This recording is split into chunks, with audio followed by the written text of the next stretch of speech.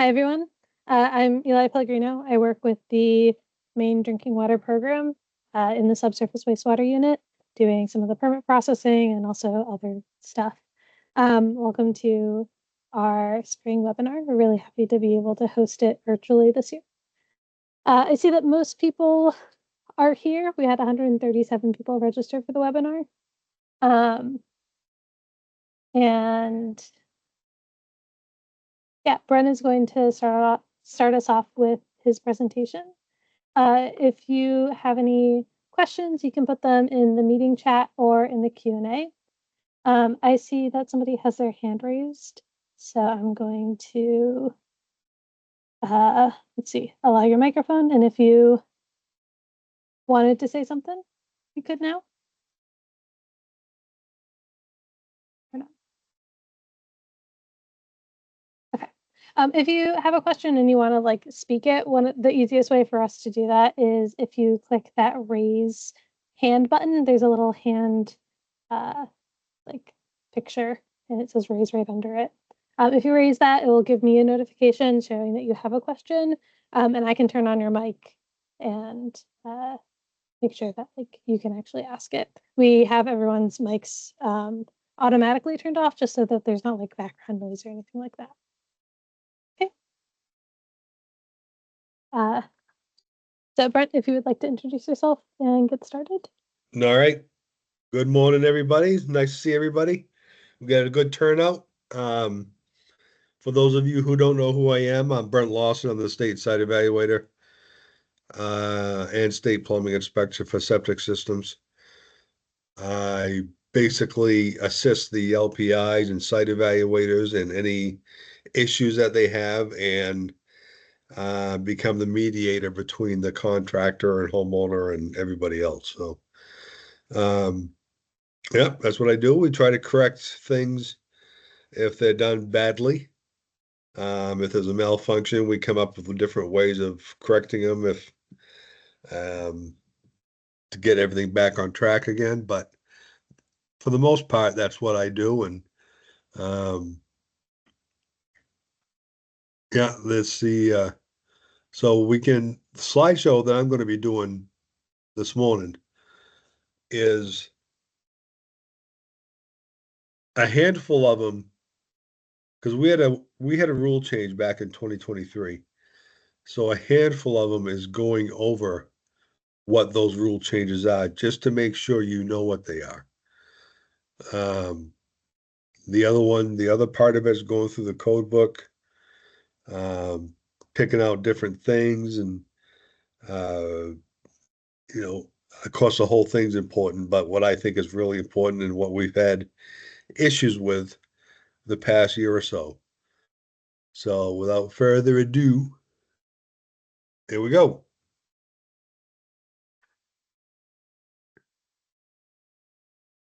So there's my introduction slide. Of course, this is Brent Lawson, state site evaluator, state plumbing inspector. Oversees site evaluators and plumbing inspectors responsible for approving and denying variances, subsurface wastewater rules, and I also do site visits. So if anybody wants me to come out and look at something, just give me a buzz or an email. I can do that. The state agency that is responsible for the subsurface wastewater rules is the Department of Health and Human Services. We're located at the Key Bank Building in Augusta. It's 11 State House Station, or it's 286 Water Street, 3rd floor. That's where all the variances go to. That's where all the permits go to. And pretty much Eli and Barrett, he's another guy that works with us, handle all the permits coming in. This is our rule book. This is when it's last amended. So if you don't have that date at the bottom of your code book, you need to go online and print it off because you're using the wrong code book. So we just got to make sure that you have the right one in case you issue a notice of violation. You got the right section and all that stuff to issue it. Of course, if you need any help doing that, that's just give me a shout. I can help you with that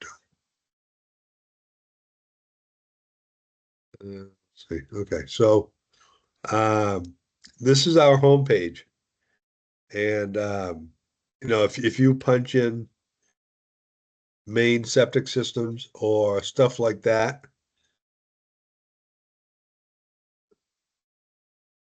did you see that, Eli? Okay. Um, so that's what you'd punch in to get our homepage. When you do that, this is what comes up. There's a front page right there for the homepage. Um,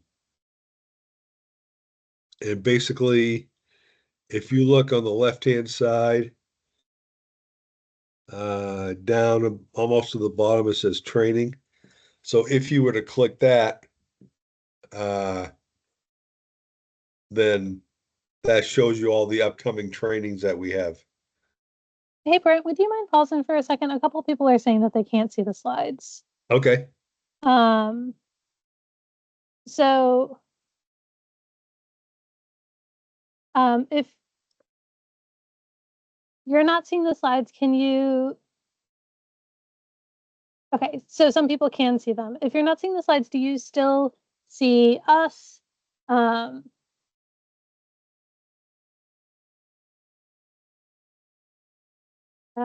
Sean, I've allowed your mic if you want to say your question. You'll just have to unmute yourself. You can. Okay, so most people can see us, but not the slides.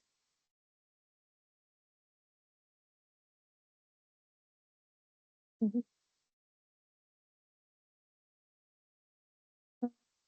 Huh.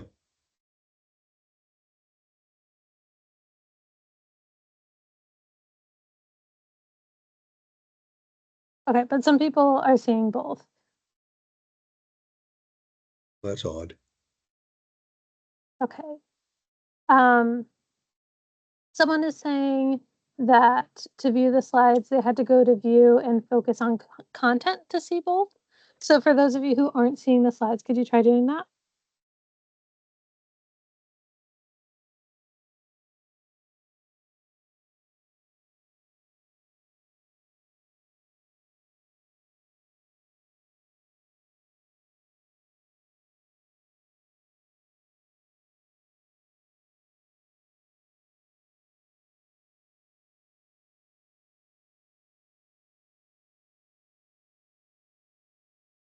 Um,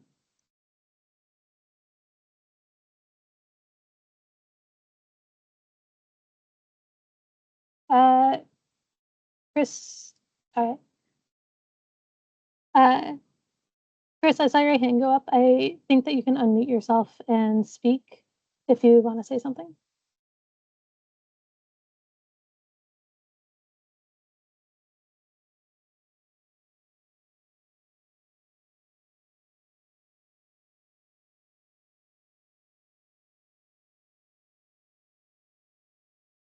Um,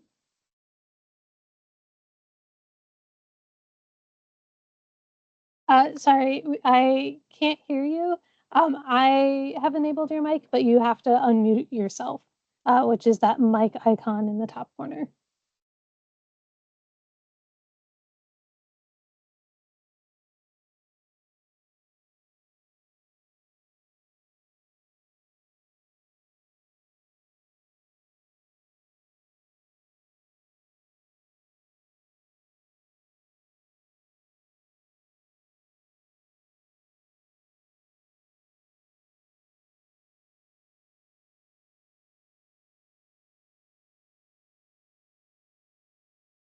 Okay, for those of you who can't see the slides, Jen has just put directions in the chat. So select the view button on the top of the screen. It has a grid icon. Select large gallery to see both the slides and the speakers.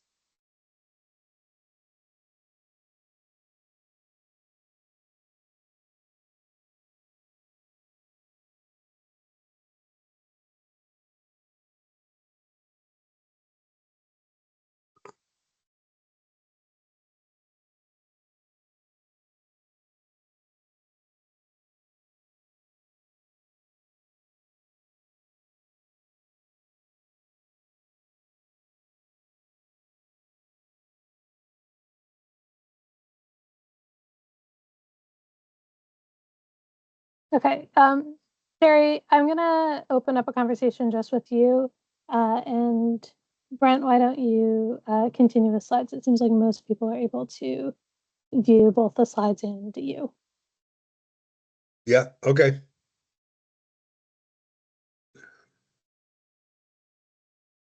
All right, so that slide that you see right there is what you're gonna see when you open up our webpage. And as you can see, um, there's different items that you can click on. There's forms for download. All our forms are on here. Training, publications, rules, past rules. Um, everything is on here. And if you go down, I couldn't fit it on this screen, but if you went down a little bit further, it says online services, and below that is you could look up permits.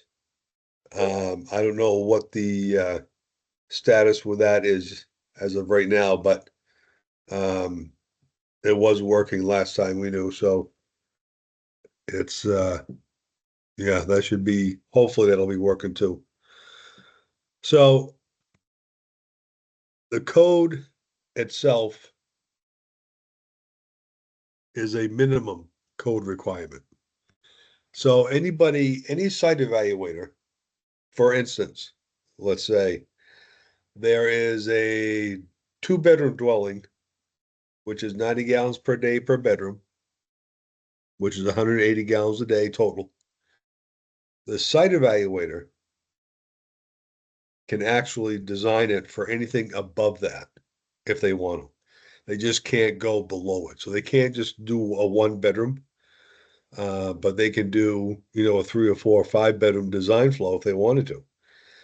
And the minimum design flow for any dwelling unit, even though if it does have 1-bedroom, is still 2, which is 180 gallons a day. So they can go either way as long as they don't go below the minimum requirements. They're all set. Subsurface wastewater disposal system. This is a definition that's in our rule book. Basically, this just goes through, tells you what is in a septic system, but not limited to. Because you got septic tanks, holding tanks, pretreatment filters, piping, uh, advanced treatment units, everything. So anything that has, oops, anything that has, well, for instance, let's say a site evaluator does a complete non-engineered system. And it has a pre-treatment unit as well.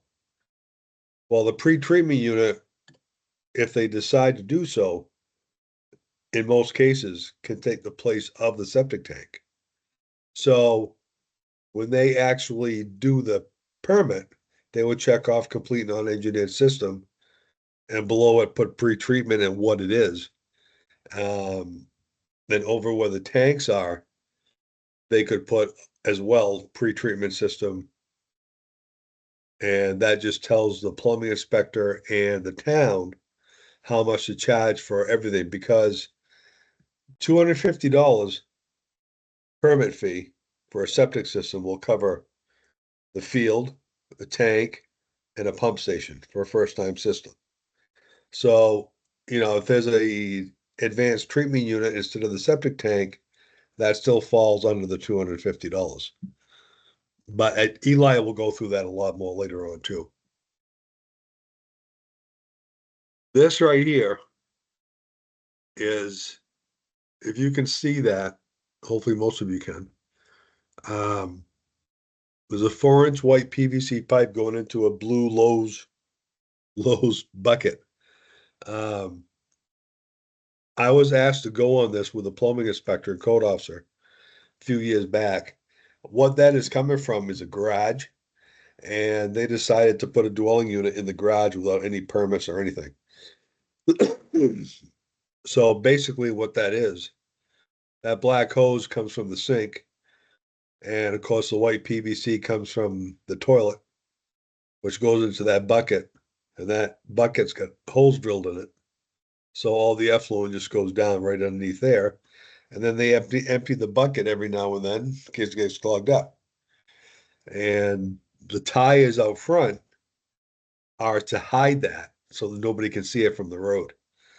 So if it weren't for the neighbor calling and saying to the code officer that, this, I think the next door neighbor has an illegal dwelling unit. And they gave them the address and they looked it up and no permits have been taken.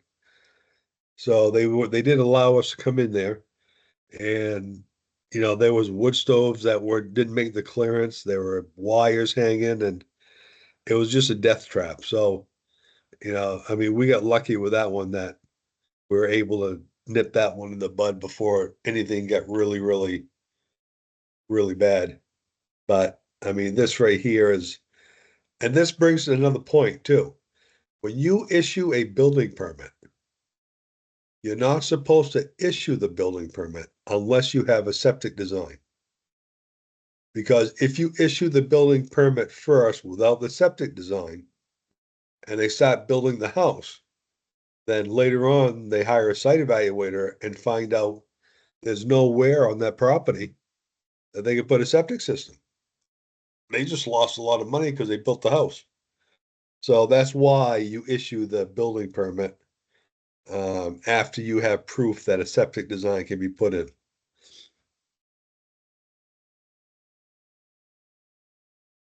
Outdoor showers. This right here, I know a lot of people have them. I know, especially on the coast, they're all over the place. Um, I'm not telling you to go out and look for them because you're going to find them all over the place. But if you come across one, this has to be tied into the septic system. It cannot just drain on the ground. It's got to tie into some sort of legal means of disposal. Um, and that's not a 5-gallon bucket. That's a septic system. So a primitive system. There's different kinds of systems, so we'll go over a couple of them.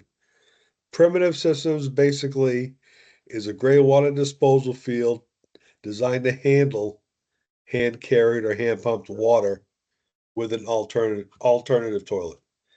An alternative toilet is composting toilet. Well, we'll get into that in a minute anyway. I don't want to get ahead of myself. Excuse me. A limited system is basically the same thing as a primitive system, except for it has a cistern of no more than 1,000-gallon capacity, like hanging overhead in the rafters or whatever. So it's gravity fed down to the faucets. So that is a little bit more gallons per day that they would design it for.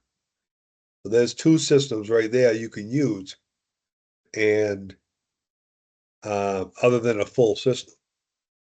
An alternative toilet means a device intended for other than temporary use, excluding a water closet or other fixture, located inside a structure designed to treat or store human waste only.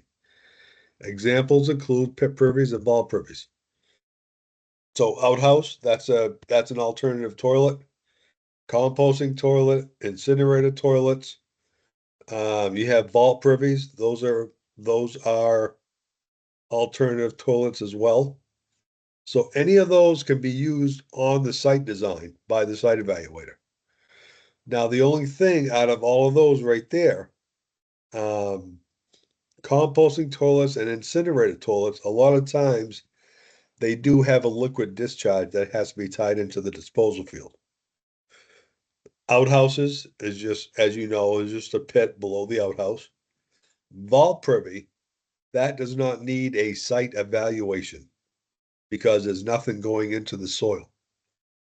So, but they, if that's the alternative toilet that they use, they can make sure they describe that on the 200 form. These are porta potties. They are not alternative toilets. These are only for temporary use. And in our rule book, we passed a rule that says, the porta potty can be there for, I can't remember, 6, 7, 8 days. If they want it there any longer, they have to get the approval from the plumbing inspector. Somebody that owned a porta potty company stepped into the legislature and they changed it because they didn't like it because they thought that would hurt their business. So now porta potties are back to that, temporary use. That's it. They can be there as long as they want to. But as a plumbing inspector, you can make a town ordinance that says, oh, okay, hold on. You can make a town ordinance that says, porta potties are allowed in temporary services according to the rules, but they cannot be there any longer than 7 days without prior approval from the municipality. If that's in their local ordinance, that's fine. You can still do that. That would take care of a lot of stuff. Because what happens is, well, we got a question. Let me get to the question first. Can you explain to folks that the liquid discharge, hold on.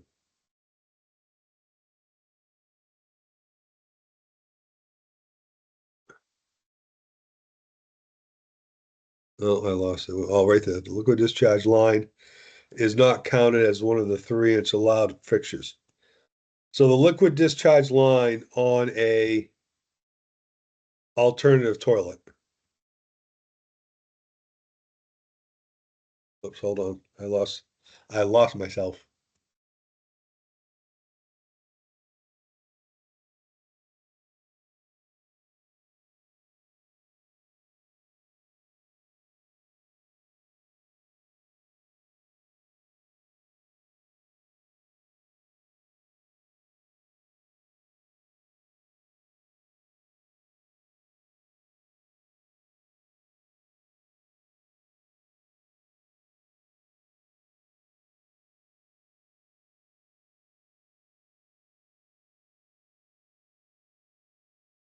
There we go.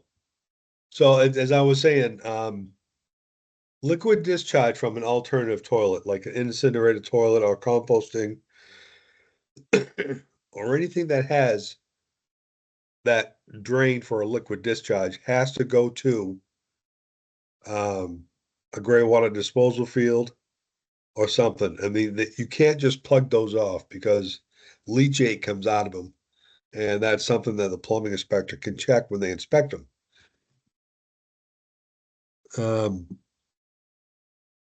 So hopefully that answers your question. Um, so let's see. The whole reason behind the porta potty stuff that we try to pass is because like that one right there that you see they use that as their permanent bathroom, which is, it's not allowed, it's temporary use. That's it. And, try to stop this from happening. Um, hopefully nobody was in it when it happened. And then you have this, that's in the shoreland zone. The tide comes in and it just starts floating them all over the place, and who knows what's in that. Hopefully they were empty, but who knows? Um, so yeah, I mean, talk about contamination. That's worse than having a malfunctioning septic system. So, let's see. Oh, okay. Yeah, so just be careful of porta potties. They really should be 100 feet back from the high water mark, so they're not in the shoreline zone. Oh, well, no, so they're not within that 100 foot. Because I mean, if you do a first time system, you have to be 100 feet away from the high water mark. So if they don't have a system and they just got a porta potty for a temporary use, that really should be 100 feet back too. But I understand sometimes they can't do that, but that's what everybody strives for. So hopefully that'll work. And now this is a temporary portable toilet rules. That's the LD number, public law. Um, allowed maximum of 7 days. That's what we're trying to get at. The amended rules on our homepage. So if you went to our homepage, it'll tell you that what the amended rule is that the legislature passed. Basically, it doesn't have to have the plumbing inspector approval, but anything that requires a health inspection license, food truck, anything like that, cannot have a porta potty. They need to have some type of stationary bathroom. It cannot be temporary. It has to be, like a brick and mortar type of thing. So, and that's just to make sure that, of course, they wash their hands and all that other stuff. So just keep that in mind too, if you happen to come across the food truck or what have you. A site evaluation is needed for a full system, a gray water system, a disposal field only, a primitive system, a limited system. A site evaluation is not needed for replacement septic tanks. And we have our own form just for a replacement septic tank. That's on our website.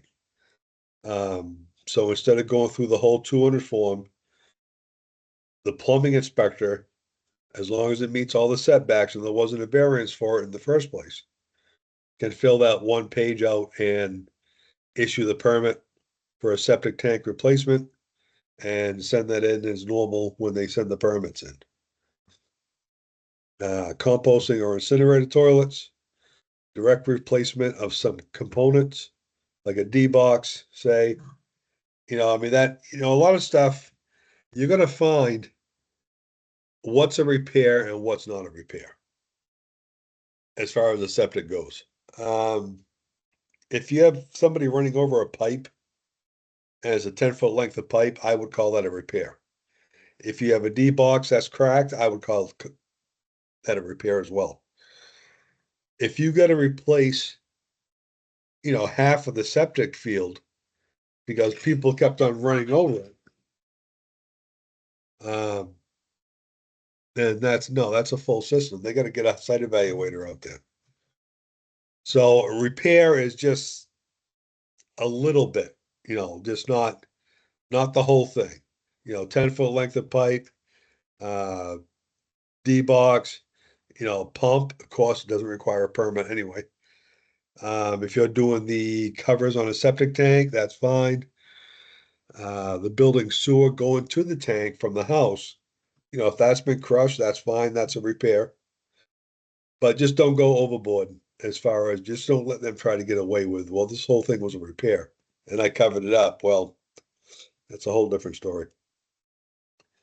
Let's see. If a limited or permanent system is designed and installed, a backup system reserve area is required. So if there's a first-time system that the site evaluator designed a primitive system for or a limited system, somewhere on that piece of property, there has to be a designation for a full system to be installed and designed. Like, so if you have a property like this, there's your gray water disposal field, there's your house, and there's your alternative toilet, your regular outhouse. So in doing that, let's say that's a first time system. So the site evaluator is also going to have to designate an area for first time criteria. That needs to be on the 200 form that the primitive system was on as well, just so it's documented and it's in your file folder, and that's what they need to do.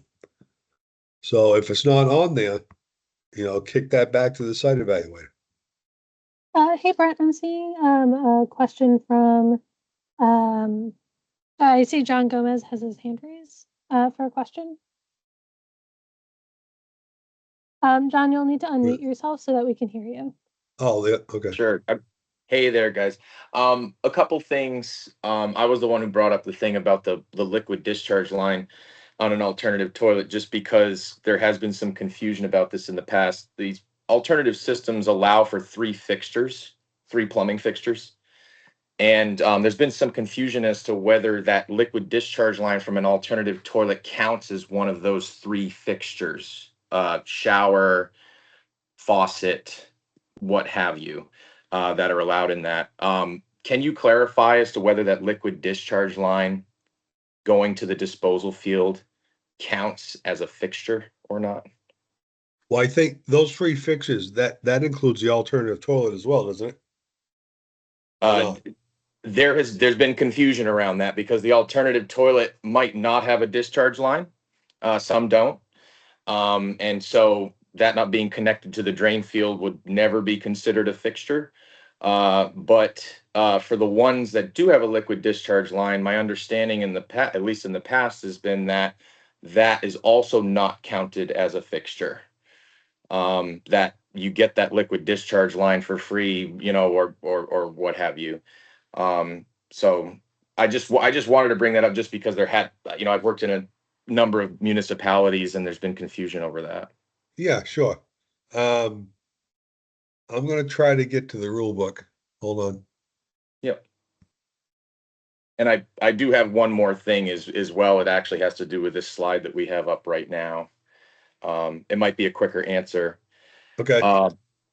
So when you do a reserve area for a full system, can that reserve area be in the same area as the gray water disposal field? Yes. Okay. Yeah, that should be an issue. Yeah.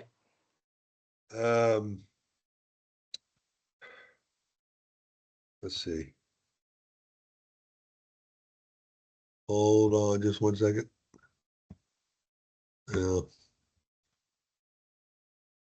I can't seem to bring up my code book while I'm doing the PowerPoint.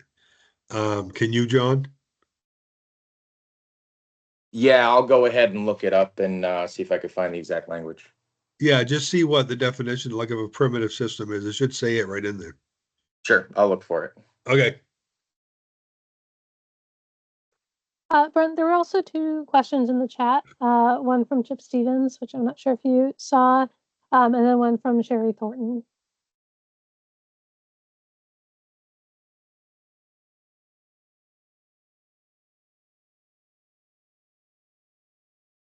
So, okay. So, Chip, what do you mean by LUO? Was Chip?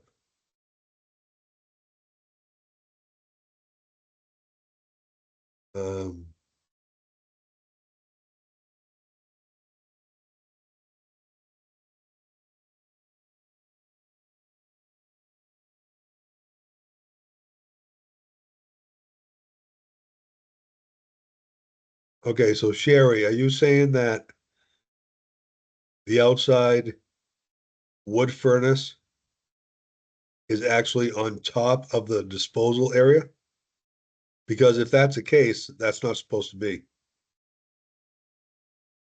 I mean, we've had instances where there's been pools on top of them, they just crushed it. We've had issues where, people build outside fires on it and they just melted all the plastic. I don't know how that's well, go ahead. Sherry says that yes, it is on top of it. She's having trouble accessing the chat, so she's just sending me. Oh, okay. Depending on how long it's been there, I mean, there's really what could happen is a notice of violation could be issued, or somebody could tell them, say, listen, this isn't supposed to happen. You're not supposed to have that on top of your disposal field. So what the town's gonna require you to do, if you don't wanna move it, is to have another design somewhere else in case this one malfunctions, and record that with the registry of deeds. I think that's pretty fair for them to do that. That way everybody's covered and you don't have to worry about it. Let's see, land use ordinance. Oh, okay, so, She says, okay, sounds like a good plan. okay. Location of the reserve field need to be recorded. Yeah.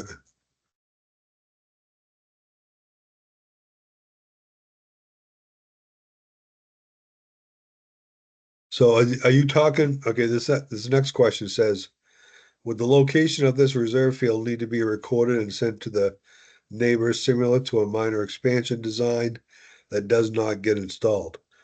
That's a general idea, but are you talking about the reserve area that we were just talking about if there was a primitive system? And the reserve area was for a first time system? I think that's what you were referring to.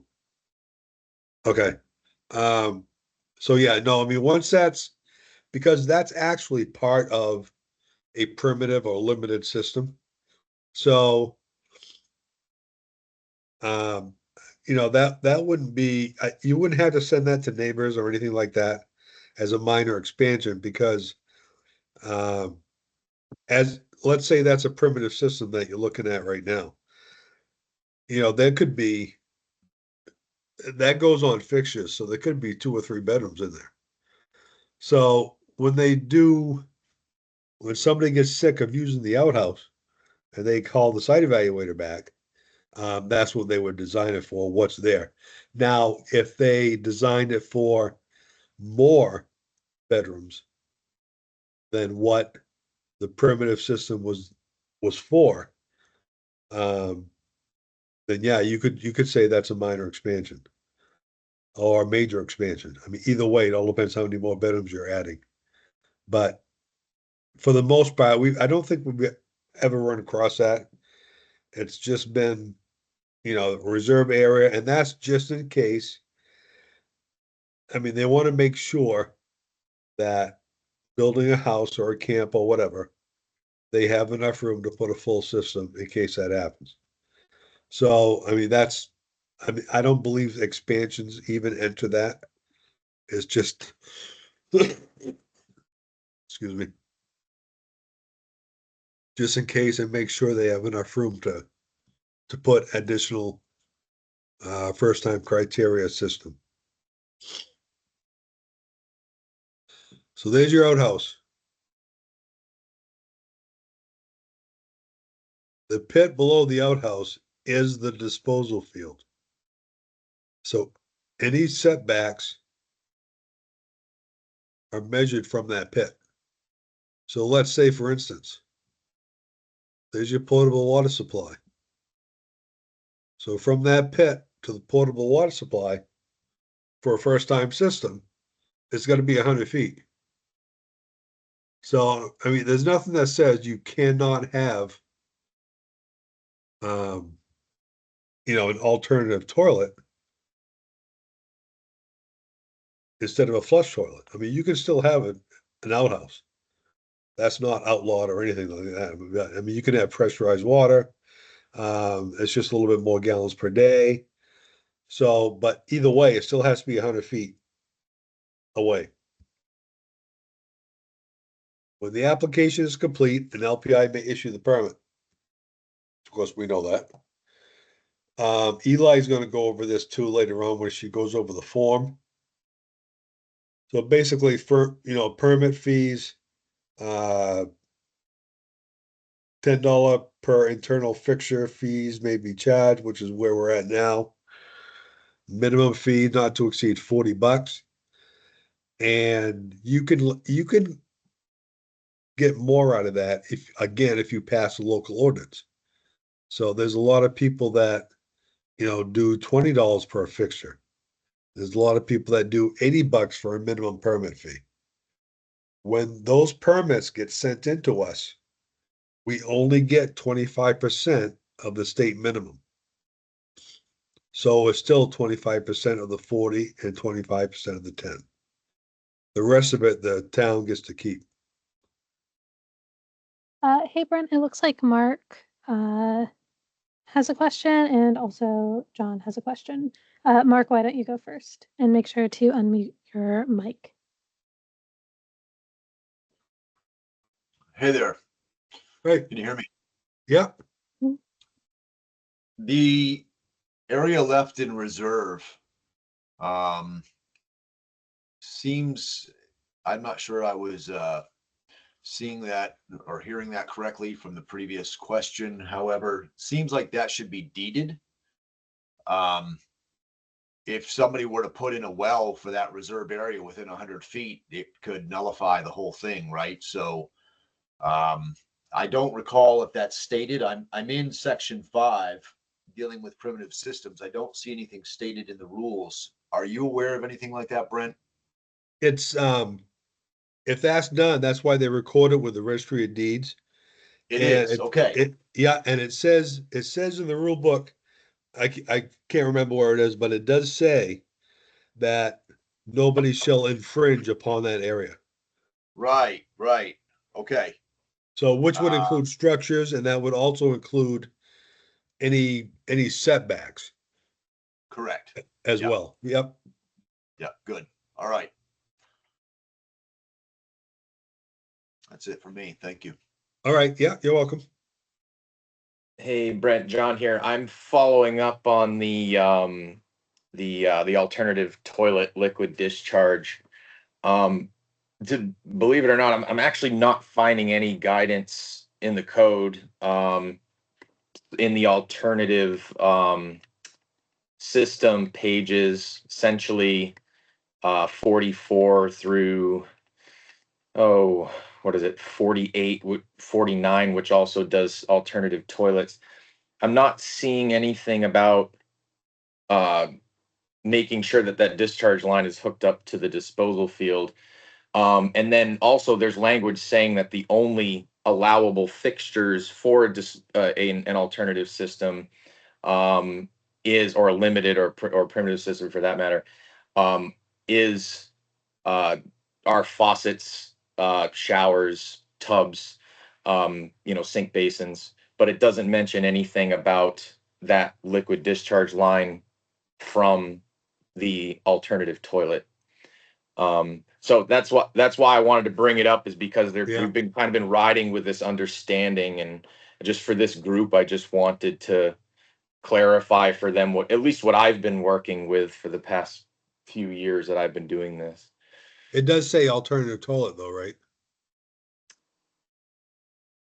Well, the section that deals with alternative toilets and limited systems, it doesn't give specific guidance on what to do with that leachate. And it also states that the only allowable fixtures to be hooked up to a drain field or a system are sinks, tubs, showers, but it doesn't say anything about that leachate line. And it's just because it doesn't disallow it. There's nothing saying you can't do it, but there's nothing Right. saying you can. And it also doesn't clarify whether that additional leachate line would be counted as a fixture, but it does clarify that the only allowable fixtures are sinks and showers and tubs, essentially. So the way that we've dealt with it in the past is that because these systems only allow 3 fixtures, we weren't considering that leachate line was a fixture. So does it say 3 fixtures plus an alternative toilet? It says the only allowable plumbing fixtures are those kinds of fixtures that can drain into a drain field. It says that an alternative toilet must be used because obviously Okay. it's a gray water system, right? Yeah, that's right. So it's almost like, and I'm going to compare this to the showers, the pictures of the showers that we saw before. Yeah. It can't drain on the ground. So common sense will tell you it has to be hooked up to something. For sure. And that's really all I can tell you. we're not gonna count it as an extra fixture or anything like that. It's gotta be hooked up, and that's basically it. Yeah, I think the common sense of knowing it needed to be hooked up to a disposal field is clear, and folks are following that. I think there's just been confusion on whether that counted as a fixture or not. So if somebody wanted, 2 sinks and a shower in their structure, some code enforcement officers or LPIs might have been saying, no, you only get 2 and the toilet is a third. Because do you see what I'm saying? Yeah. Okay. Yeah. So that was the confusion in the past, and so I just wanted, with all these, we got 130 plus people here to get on the same page about like how they're going to deal with that. Yeah. So, I mean, did we make that clear? It's clear to me now. Yeah. You did just say like, yeah, Okay. you're not going to count it as an extra fixture. Right. Yeah. Yeah. So, yeah, I mean, all that's included. You got to have, the whole thing is, the health and safety issue. None of us here need anybody getting sick.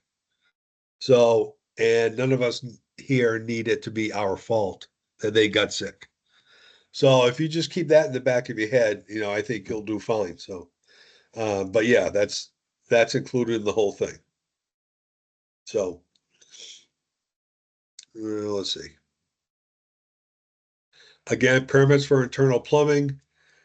These are the fixture fees. They're all $10. The minimum is 40. And again, if you have a local ordinance, you can charge more. Permits for complete disposal systems and variances. That's all in our rule book. I just wanted to bring that up. Eli's going to bring that up again too. Different parts of a disposal system. Alternative toilet. These are separate issues. So, yeah, I mean, again, that's all in our rule book. So it should tell you shouldn't have any problem what to charge. And again, local ordinance, you can charge more. I think, I can't remember which town it was, but like say for a $250 complete system, they went up to $500. So they get to keep all the other 250. And there's nothing wrong with that. It's just you got to have it in writing to back you up. Department review fee schedule, again, that's all in our rule book. Now it says, and I know everybody takes this from situation to situation, but it says a person who starts construction without first obtaining a disposal system permit must pay double the permit fee. It's use your own judgment. If you think that they're really sincere and they didn't know, or they went too far before getting a permit, I mean, that's totally your call. But it does say must pay double. But again, we as a department aren't out there with you. So just make your own call with that and see what you come up with. It all depends what you think is happening. Again, that just goes over municipalities may assess an additional permit fee with a local ordinance. And the extra is retained by the municipality. An LPI shall be notified at least 24 hours in advance before an inspection. That doesn't mean within 24 hours. Most plumbing inspectors are great. They'll get out there as soon as they get called if they aren't busy. But that 24-hour thing is mostly for the LUPC territories because, we have a lot of plumbing inspectors that live, hour and a half, 2 hours away from their territories. And, they have a lot of territories. So, maybe they can't get there today or tomorrow, but they can get there the next day. And we try to get it across to the contractors to make sure the plumbing inspector knows what they're doing. So they can have a conversation with them well, when are you up here? And the plumbing inspector might say every Wednesday. So, you'll do your septic system and get it ready for inspection Wednesday and just let them know. And that usually works out pretty good. A permit is valid. Now this question right here, well, it's not a question, but this isn't the application. This is the permit. So this is the application once it's permitted. Is valid for work, if work is commenced within 24 months. So I don't know if I have another slide, but I'll go over this now. But if this is just an application, so that means an application before it gets permitted, of course, that application is good until the rules change. So like we just had a rule change in 2023. So any 200 form that wasn't permitted yet would have to be revised just to make sure it meets the rules of the new rule book before it gets permitted. Now, if it's permitted already and there's a rule change, you still got this 24-month period where you could still put it in. So again, this is total conversation with the plumbing inspector and see what they want to do. And again, because there's a lot of different situations out there. The person allowed to revoke a plumbing permit is the local plumbing inspector. Town manager can't do it. Nobody else can do it. It's a plumbing inspector. Permits are not required for maintenance of a pump, repairing a leak in a septic tank or a pump station, or unclogging a stoppage. The municipality should keep records as long as the septic is in existence. So even if you have a cesspool that was put in the 50s, it's funny because basically cesspools are designed to malfunction. The water table comes up, rinses them out, goes back down again. But that's the way they were designed and they were legal. So if somebody has a cesspool, they can still have that as long as it's not bubbling up out of the ground or contaminating a water supply or a water course. The only time they would have to get rid of that is if they expanded their dwelling. So let's say you have a 2-bedroom house that it's on a cesspool and you wanted to add 2 more bedrooms, then you would have to have a new site evaluation done and your system updated. Because, we're trying to get rid of the cesspools, but since they were legal once, it's fine. So that's what we gotta live with. Let's see. Governmental organization issues permits for the filling and dredging of wetland alterations. Army Corps of Engineers, they have basically anything has to do with wetlands, stuff like that. A lot of times they get involved and, yeah, I mean, I don't know exactly. I've never been involved with them before, so I am not sure exactly what they do. But I know, minor major water courses or like it says there, dredging of, rivers so ships can get up in there and wetlands, stuff like that. If it has anything to do with that, then the plumbing inspector, of course, will know to contact them if for anything else, just to find out if they need to contact them or go through them anyway. So it's better to find out if you have to do that or you don't have to do that. Alan Plummer has a question in chat. Oh,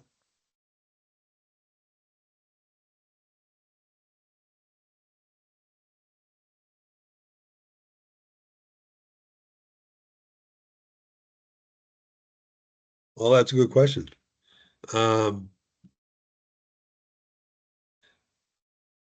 The only thing I can say is, again, if it's not being expanded and if it's not malfunctioning, then I don't think you can force them to replace anything.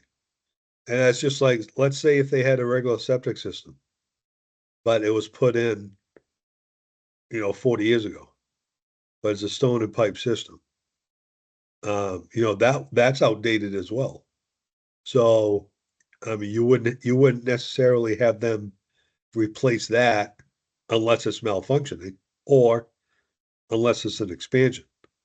In the shoreland zone, I would say it's the same thing. Unless I'm wrong. I've been wrong once before. So I guess if anybody has any other input on that question, that would be good. Okay. So the state requires shoreland transfers to do a septic inspection.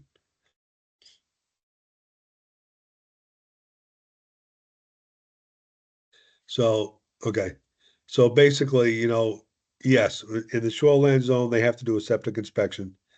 But I mean, as long as it's fine, they're good to go. Again, here comes that cesspool question again.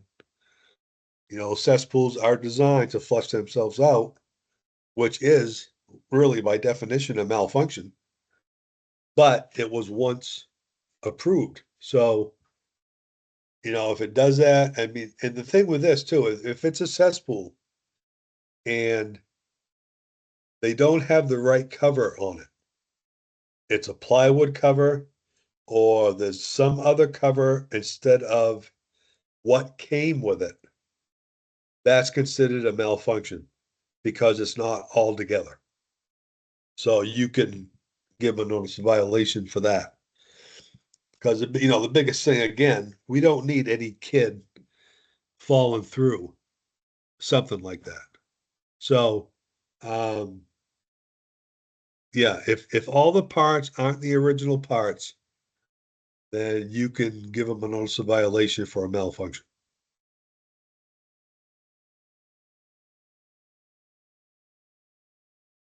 So all systems located outside the shoreland zone must have, and this is basically for site evaluators, but in order for them to design a septic system, if it's outside the shoreland zone, they have to have 9 inches of suitable soil before they hit like the groundwater table or bedrock or anything like that. Now, most places is 250 feet from the high water mark. There are towns out there that sometimes they have 300 feet. So this is a huge thing that the site evaluators need to check with the municipality. So the diagram right there,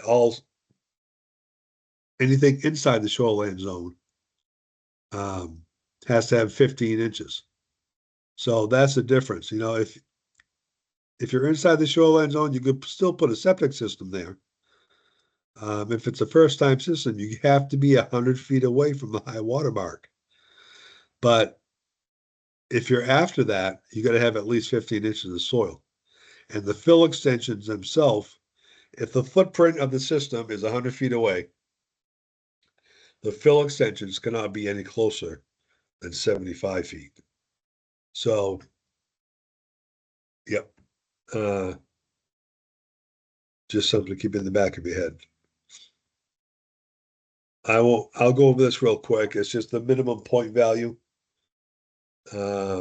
Basically, there's your variance form.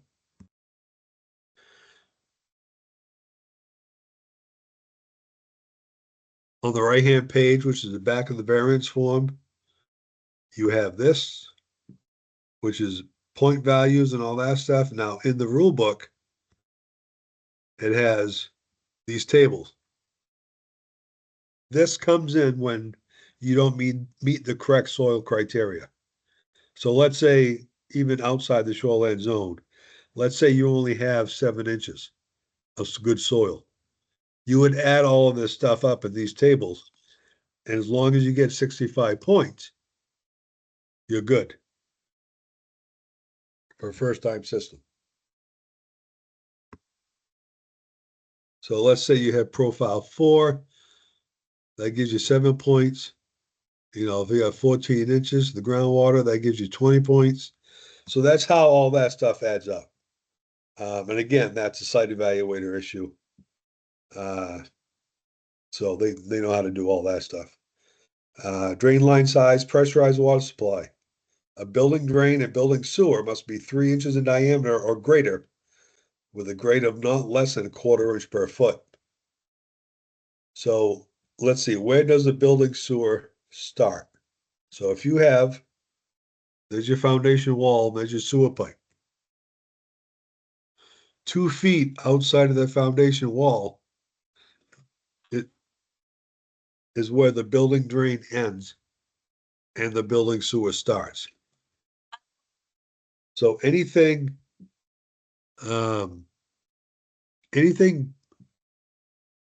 internally until that 2 feet outside that wall is considered internal plumbing. So if you have a clog within that 2 feet, you know, that's all an internal plumbing issue. That has nothing to do with the septic system. But that's where it starts and stops. This is stone. With stone, you can only choose 1 or 2 sizes. We only have 2 sizes to choose from. It's either 1.5 or 3/4 of an inch. You cannot mix them together. It's either or. And if you think that like the 1.5 if somebody uses 1.5 and you think it's kind of small or too big or what have you, you can have them have that sieved. And as long as it meets this table criteria, they're good. I would suggest if you do have something like that sieved, you get the report and you staple it right onto the 200 form and put it right into the file folder. That way, if something comes up, you can prove that, yeah, this is what we had done, and they passed it, so they're good.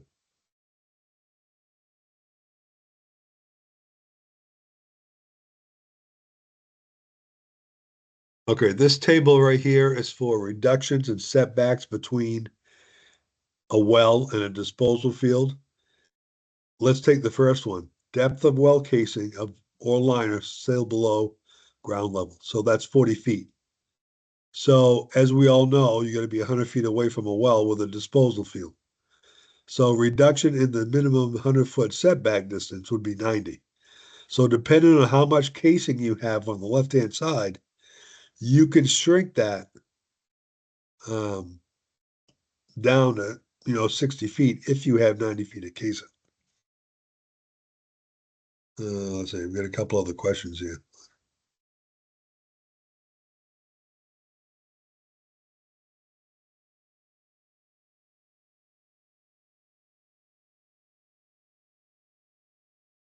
All right, so if it's failing, they got to replace it. This isn't the shoreline zone stuff and the inspection done. If it's failing, they have to replace it within 1 year. And a new bed can be replaced in the existing system, but a site evaluator has to try to abide by the setback distances. So let's say the existing system is 40 feet away from the high water mark and it has to be replaced. And there's room enough to put that back to even 80 feet. That's what the site evaluator has to do.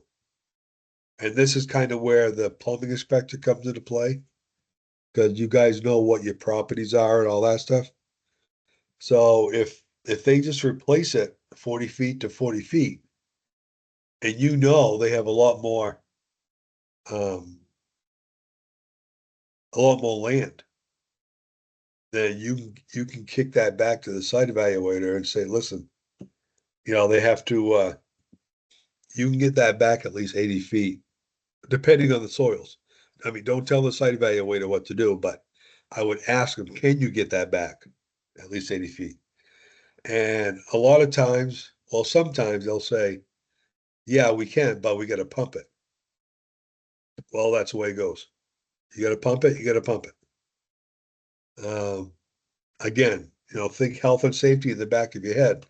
We don't need any water contamination and all that stuff.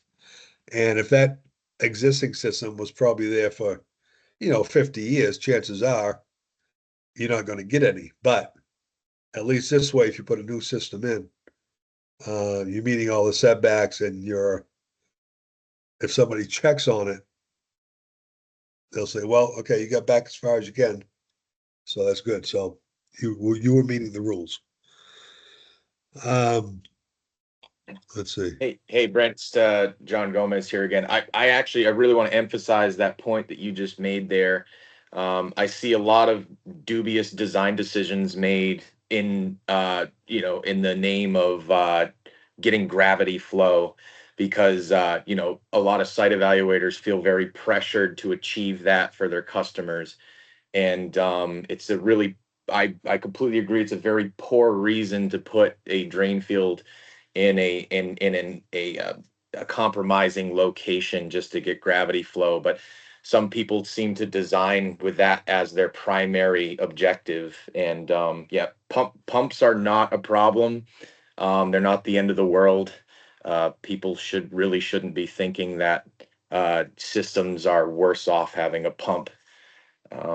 It's just necessary in so many situations. Yeah, exactly. And, nobody wants a pump.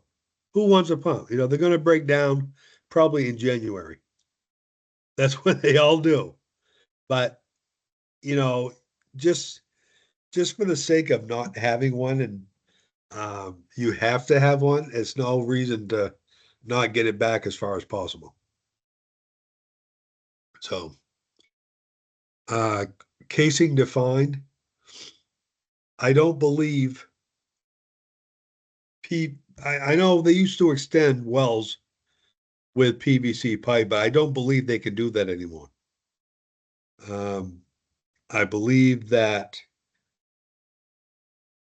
the frost, they had a hard time with the frost pushing the PVC up. So I think it's all steel well casing that has to be done. If it's a dug well, then you really can't use that table, because, that's depth of well casing. There is no well casing in a dug well. So you wouldn't be able to get any closer to the disposal field. You could still, I mean, if you use this table, a variance isn't needed because you're meeting the rules. Now, if for some reason, like we were just talking about, it's a dug well and you can't use this table, the site evaluator can still ask for a variance. But this is just how to get around the variance. If they have this amount of casing, they can go ahead and do it and put no rule variance on the disposal 200 form.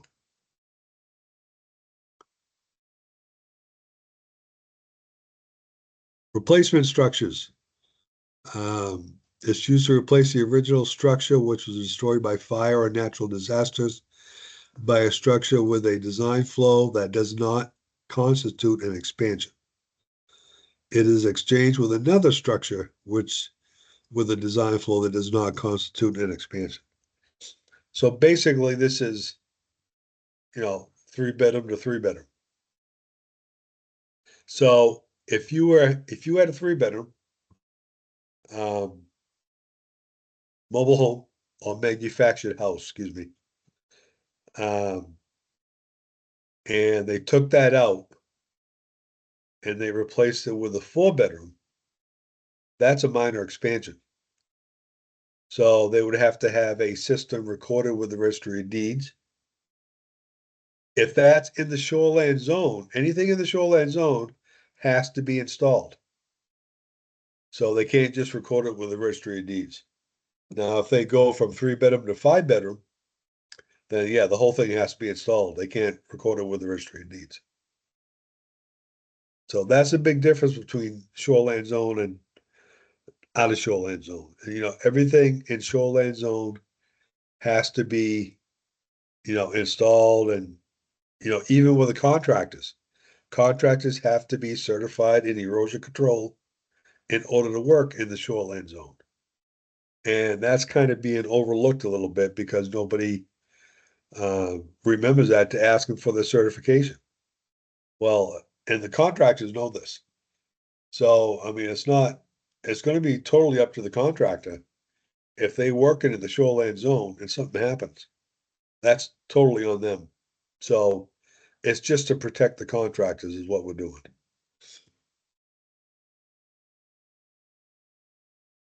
See. So this is just a breakdown of state fees versus how much goes into the local plumbing inspector or the municipality. And again, I believe Eli's going to cover that as well. Proprietary disposal devices means a device utilizing disposal fields as an alternative to a disposal field with a bedding of stone and one or more distribution pipes. So there's your infiltrator, there's your Elgins, there's your Presbys. There's a couple more of them too, but that's why I couldn't fit it on the slide. But these are proprietary devices. They're plastic pieces of equipment in place of using a stone bed. Now, not all of these are created equal. Inspection must be done according to the design. So if you have an infiltrator and you want to, or the homeowner says, well, the design says infiltrators, but let's say it says 20 infiltrators. And the homeowner says, well, I just bought 20 Elgins. Can I put that in place? No, the design has to be changed and revised. If they want to do that, that's fine, but you got to have documentation of what's in there. And not only that, you need documentation of what you're inspecting. So if you have somebody puts Elgins in and the design says infiltrators and you go to inspect them, that's where you should stop right there, because what's in the ground is not what's on the design. So just remember that anything on the design has to be matched. Let's see. There's a question from Lance. There's a question from Lance. Lance, if you want to take yourself off mute, you can ask. Yep.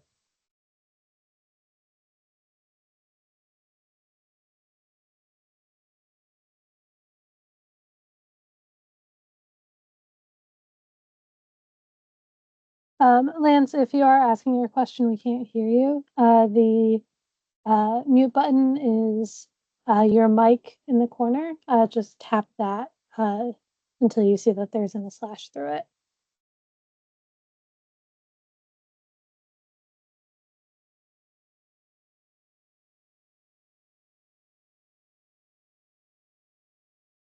Can you hear me now? Yes. Hey, I had some of my contractors coming to me last fall. Their shoreline certification had run out and they couldn't find a class. There was none available, apparently. And if they get online to the DEP underneath McLean's website, there's ones you can watch. Yeah, just to cover you to do that. Does that actually legally certify them? Yeah, what I would do is I would contact what's his first name? I know his last name is McLean that handles that certified erosion control. And I know he's got a lot of classes all over the place. The thing is that, this is one, John McLean. Yeah. This is a thing that they aren't gonna, I mean, this is a real strict thing. If they have a contractor working in the shoreline zone and, they make a mess and they find out they're not certified, there's going to be huge fines. So even if their certification runs out, I would tell them that, well, sorry, you can't work there until you get this taken care of. I would, Alright. contact John McLean and see what you can do. I'm sure he'll say that, well, if you watch, one of our online ones and let me know, I can recertify you. Because all that stuff, all the recertification for erosion control goes through John McLean. Okay. So, yep, we just don't want to see the contractors get in trouble. Thanks. So garbage disposal. If you have a garbage disposal put in, you need either a larger septic tank capacity than required, or a outlet filter on the tank. Now, of course, a lot of times when the plumbing inspector goes to inspect a new house, there is no garbage disposal. And later on, when there's an issue, they go back and look at it, and they put one in. So, and they don't check on the septic stuff. Again, that's totally on them. So, because you have the design that you inspected that actually says no garbage disposal. So again, if they want to put a garbage disposal in, what they need to do is get that revised and do whatever they need to do. And it's just as simple as putting a tank outlet filter on. They can have somebody slap that in there and they're all set. But a lot of times maybe they don't know. But let's see. Okay, there's a building sewer, goes to different parts, 2 feet, building drain. That's a building sewer to the tank, septic tank, effluent line. Pitch of the building drain, internal plumbing is 1/4 inch per foot. Building sewer is a 1/4 inch per foot. Pitch of the effluent line, gravity, 1/8 inch per foot. Pitch of the septic tank has to be level. So, and make sure it's not put in backwards. That has been done a handful of times before. It worked for a little while, but that's about it. Brent, I wanted to jump in there. There is a stipulation in the code that allows for 1/8 inch per foot for the sewer line if the LPI approves it. I've never asked for it myself, but that is in there. And isn't that if they use 4-inch Yeah. PVC? Yeah. Yeah. So, I mean, obviously it'd be a very specific situation that people would even request that, but right. that is in there. When you get down to 1/8 inch per foot on the building sewer, I mean, you got to remember that's handling solids.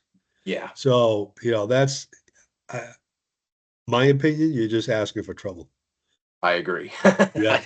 I'd like to take it out of the code. I guess I don't like it in there. Yeah. Yeah, you need to get that away from the house as soon as possible. Yeah, that's trench configuration. They got to be 3 feet apart. Weather conditions.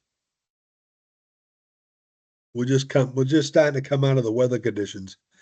But the biggest thing is, should not be installed in frozen ground or when the ambient air temperature is below freezing. So any one of these nights that had got down below 32 degrees, that's below freezing. So if a plumbing inspector lets them do this, they got to have heated blankets to go over it or something to protect that, because if they don't, that soil is going to become crystallized. And they used to happen. It doesn't happen much anymore, but when the contractor digs out the frost and puts one of these in, they used to put the frost back in there as backfill. Well, springtime comes and you get all these dips and everything now in your leach field because all the frost is melted. Let's see, is it up to the LPI to enforce erosion control certification? As far as enforcing, yeah, if they don't have a certificate, they can't do it. It's just like a plumber. You know, if they don't have a master plumber's license, they can't do it out of their own home. So, I mean, the only thing you could tell them is, contact McLean and see what you guys can do. Because I'm sure somewhere throughout the year, there's a class somewhere that you could do that with. And a lot of times, if you're already certified and you want to become recertified, a lot of times one of my courses right here would do that because we talk about erosion control too. Like that picture you're seeing right there. Is the bottom of that field level? No, as you could tell, because all the water is going to one side. I mean, you can tell that right from the road. And between where I took the picture from and that bulldozer, if you were to walk towards that bulldozer, that soil is so sticky that you would actually have, oh God, I'd say at least 4 inches of soil on the bottom of your boots by the time you get over there. That would not let go. That's how bad that was. I mean, this one didn't even have a chance to do anything. Minimum of 2 inspections. After the site prep, so after grubbing, after scarification, and also the scarification is not only the footprint of the system, it's also the fill extension. That is the disposal area. The whole thing needs to be scarified. Second, prior to covering the system, you're checking the tanks, filter fabric. I mean, some of these might be on one list, some might be on the other, and that's fine. Make sure the tank's level, make sure it's in the right way. The pitch for the building sewer, pitch to the effluent line. Again, the scarification, the stone cleaned, a lot of stuff like that, just everything. So what is the first item you should verify when installing or inspecting a septic system? So you got your plan in your hand and you're getting that you go into the, let's see, got a couple of questions here. There's about 3,500 certified erosion control contractors in Maine.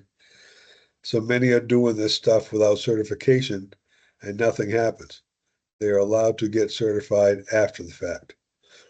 Well, I get that's between, John and these contractors. And if you come across somebody that's not certified, the only thing I could tell you is to, notify John that says, listen, this guy's doing work in the shoreline zone and he's not certified. Take that where it comes from. Is sand added when scarification required?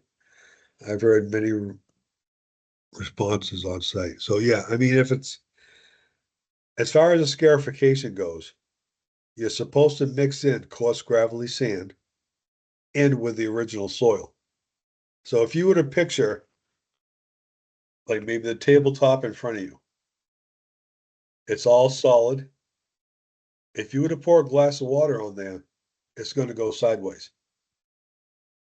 After it's scarified, roughened up, and the coarse gravelly backfill material is mixed in with it, it's going to slowly sink into the soil. That's what it's supposed to do. That's why sand is mixed in with it. Now, if it's already a 5 or a 6 soil type, it's already got sand there. So other than those two soil requirements, yeah, it has to Yeah, other than those two soil requirements, you gotta mix sand in with it. This is John again. The term that you're going to see on the system designs is transitional horizon. Right, When the designer puts a note or points to a cross section and says transitional horizon at that area, they're talking about that mixed soil with the original soil, the sand mixed into the original soil. So that should be required on every design. It should be a note for that. yep, yep, and it should spell it right out, and it should show you what I just explained as far as the tabletop thing. But, without that, again, the septic system doesn't stand a chance. Also, it looks like Jason has a question. Jason, if you unmute Okay. yourself, you can go ahead and ask. Yeah, is working under freezing temps, is that a guideline or a rule, Brent? No, that is a rule. Okay, that's good to know. Yep, that says. So don't know when December comes and we tell everybody no more systems until spring, that's the guideline and that's the rule. Yeah, I mean, a lot of towns do that. They said, I mean, when they start approaching the freezing temperatures, and somebody comes in for a permit or I mean, you can still issue the permit. You cannot not issue the permit because, they got 2 years to put it in. But So when I tell them I'm gonna be pumping your septic tank once every 2 weeks, all winter long, they're gonna eat it. yeah, Okay, that's because I come Yep. across it every year, so. So let's see, the actual work should be scheduled, blah, blah, blah. Any loose. Additionally, disposal fields should not be installed in frozen ground or when the ambient air temperature is below freezing, especially if construction will take place over several days. So yes, I mean, that does say should not, and that's what it means. It should not. They should Okay, I not just be, wanted yeah, to confirm that it is a rule and not a guideline because I lost 2 projects this winter by stating that I didn't feel like we should be doing them in freezing temperatures and somebody else was hired and the LPI issued the permit and the systems got installed and that's not really fair. no, that's not fair. And I mean, do you know if they had heat blankets and all this stuff, or do you know Oh, no, if it was no, a first time? none of that's happening. All right, do you know if it's a first time system? None of them were first time systems, they're replacements. Okay, do you know if they were malfunctioning? They were to the point that they Okay. couldn't use the home. Let's just take that scenario. If it's malfunctioning, that's, I wouldn't call it an emergency situation, but it's not a good situation. So, and I'm not on anybody's side here, but maybe that's what they were thinking. Maybe they, okay, this is malfunctioning. You got to get this in here as quick as possible. Blah, blah, blah. That's totally up to the plumbing inspector. But in this scenario that we're looking at right now, I think a lot of this, the reason why this is in here is if you have somebody that's just building a house and they're not living in there yet, and it's a first time system, they can wait till spring. It doesn't have to be put in, January or February, just because Correct. just because the bank wants them to. Yep, I agree. Yep. Yeah. So Yep. Yeah, the plumbing inspector has a lot of leeway here because again, they're the ones that are there. But you can, if that's happening, no, that shouldn't be happening unless, like I said, there's a malfunction and they want to get it taken care of.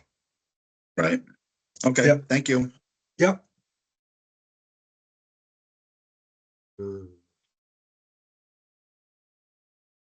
ERP, elevation reference point. Nobody can move the ERP except for the site evaluator. Now you can move it. We go back. As a contractor, the ERP has to stay there in place where it is located on the design.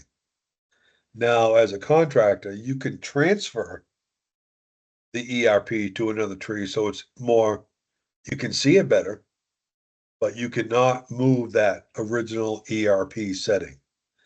If that has to be moved because of some reason, like you have to have the tree cut down or whatever, the site evaluator has to be notified and they have to be called back so they can reset the ERP. That is the only person that can do that because that is part of their design. And you can't mess with somebody else's design. So yeah, that's the only person that can do it. So let's say, Just to clarify What? on that, Brent, sorry, some people might have That's gotten a okay. little confused. You did say the contractor can transfer it without the site evaluator being there, and what we're talking about is transferring that to somewhere else at the exact same height. Right, What you're talking about is that you can't change the height of that ERP without the site evaluator. that's correct. Yep. Yep, that is written in stone. That Yep. nail in that tree is where that nail in the tree has to be. Yep. So there's your ERP. It says, in tree 60 inches up for grade. There's your ERP on the tree. That's where it states where it is right there on the 200 form. So there's that's where your staked out disposal field is. So that's where the ERP is there on the location of the map. So a lot of people, a lot of times, can do those two measurements. You got to have 3 measurements or compass bearings. If you left that the way it is right now, you could still take that septic system and swing that right around that tree. That could still go anywhere. So what has to be done is a secondary measurement, a third measurement from a secondary point in order to lock that into place. Now, there's no way that could be moved without disturbing those measurements. So that's why they have 3 or more measurements or compass bearings. I haven't seen a compass bearing in a long time. I don't even know if they're using them anymore. John, have you seen compass bearings? No. Yeah. I mean, from time to time you do see them, but it's very rare because they're difficult to follow. Yeah, right, right. Especially when you have the front end loader right beside you. Yeah, for sure. And And so we're clear here. I mean, the ERP is being used as a tie point here. It's doing double duty. It's the height reference for all the whole system installation, but it's also being used as a reference to position the system correctly on the site. Yep, that's right. So that ERP right there, it says 60 inches above the ground. Everything in that disposal area is measured from that ERP. As far as, the height, like this. We're going to get into all right, so there's the bottom of your disposal field where the transitional horizon is. That's minus 60. So you go back here for a minute. So the ERP is 60. That actually should say minus 60 because anything below the ERP is minus, anything above is positive.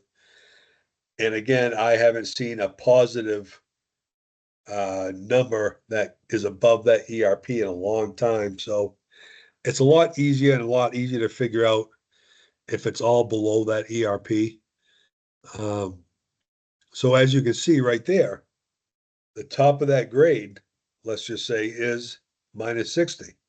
So when you go to measure the bottom of the bed scarification and transition horizon, having that minus 60, right there, that is actually on top of the ground. So all the grubbing has been removed, the scarification. So nothing is really dug. Maybe a little bit, but just to get the backfill material in. But nothing is dug below that grade. So the whole bottom of the bed is actually sitting on that grade. So there's your stones. They have to have at least 7 inches of stone. Then you have your pipe, 4 inches perforated pipe. Then you have your 5 inches of stone from the bottom of the pipe above it. And off to the right, you see minus 49, which is the top of the pipe. 4 inches of backfill, 4 inches of soil amendment mix. And that's minus 40 at the corner. 3-inch crown. And there you go. So every measurement from that ERP is right there on your disposal field. That's how they contractors get it where it's supposed to be. That's how site evaluators tell and document to the contractor this is where it has to be. So it all revolves right around that ERP. So there's 1 inch of stone over the piping in the bed, and total minimum stone thickness. Now you notice I say minimum, okay, is 12 inches. So that whole stone from the scarification to 1 inch above that pipe is a minimum of 12 inches. Now, you got to look on the 200 form, because sometimes the site evaluator will say, I want 15 inches of stone. So, you got to, as a plumbing inspector and a contractor, you just got to pay attention to these little things.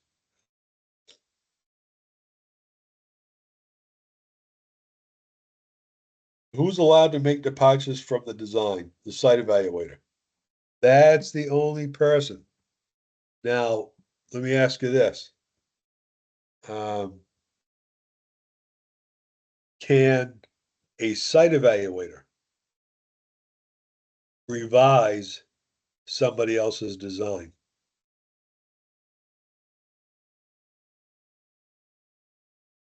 Only if they put their signature on it and make it theirs. Yeah, they would have to actually copy the whole thing over Yes. if they wanted to. Yes. So basically the simple answer is no. There's no way that, and as a site evaluator, why would you want to? You don't know if that previous site evaluator has gotten all the right measurements and gotten the right soil type. You're putting your name as a site evaluator on a design that somebody else designed. And, once you do that, if something goes wrong, it's all on your shoulders. And I would rather be my own design, doing my own thing, making sure I know what soil type that is to the best of my ability, and take it from there. We had just a little while ago a veteran site evaluator that's been around since day one, pretty much. And he calls me up and goes, I got this design from somebody else and he's passed away. So what do I have to do to revise this? And can I just put my signature on it and give it to the plumbing inspector? I said, no, you can't do that because that's not your design. You have to redo the whole thing. And I told him, just like I just said, you can copy that whole thing over on a different page. But, how long does it take to go out and do an auger? There you go. Just to know what that is. And, maybe if that site design is 10 years old, maybe something else has happened to that property. Maybe a next door neighbor moved in and built a house. Now, since that design wasn't permitted in the first place, that well from the abutter's property is only 50 feet away. So, that's not going to happen. You can't do that. And speaking of what I just said, if it's an application which is not permitted yet, you could put the abutter can put their well anywhere because it's not permitted yet, so it doesn't take precedence. Once it's permitted, that locks that design into your piece of property. So if an abutter comes along and drills a well and gets it 50 feet away, and I'm only talking because the existing design hasn't been put in yet, but it's been permitted. So that, that's all on the well driller. It's up to the well driller, just like it is with the site evaluators, to do their due diligence. They have to know what's going on. So there was one time real quick that an abutter was complaining that the other guy's septic system was way too close to the well. It was only like 20 feet away. So we go out and look at it, and yeah, sure enough, they were right. It's 20 feet away. But what was funny is I go over to the well casing and you could just kick it over. So they put a well casing and a cap almost on their property line, just so the abutter wouldn't put their septic system there. So you got to be careful. There's a lot of little things that can happen. I know there isn't a solution yet, Brent, but something that kind of has been a work in progress, at least for the time that I've been doing this, is how well documented wells are. Septic systems, we've got the permits, we have that documentation, but then even after that, locating the exact location of the equipment in a septic system to where a setback is measured from might be difficult in the future if tie points have been cut down or don't exist anymore to be able, the tie points that were used on the original design. So it can be somewhat nebulous from time to time to determine exactly where a septic system is, and that can get challenging. And even though we do have a well database of sorts, knowing the exact location of every well on every property before you get there is, that's not a thing. You don't know that. So there is a lot of work that's necessary and time involved to make sure everything's properly located. It's not just sitting on a document somewhere. It's not just going to be evident Right. from the town office. Yep. No, that's right. I see that Tom and Mark both have questions. Tom, you can go first. Just make sure to unmute yourself. Or sorry, Milligan. Sorry, I saw just TO of your last name.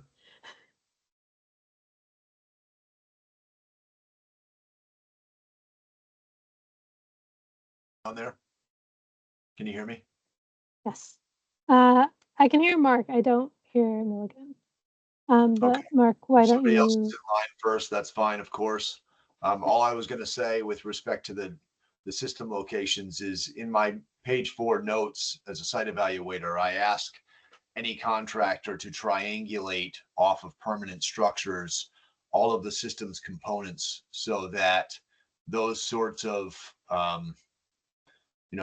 ill-defined or undefined spaces are done away with. Whether it be the corners of the system or the distribution box and so on and so forth. So I think that's an easy way to have things, quality assurance measures put in place just for that purpose. Yep. Mine unmuted finally. Yeah, Tom, wake up. I will. You know what happens?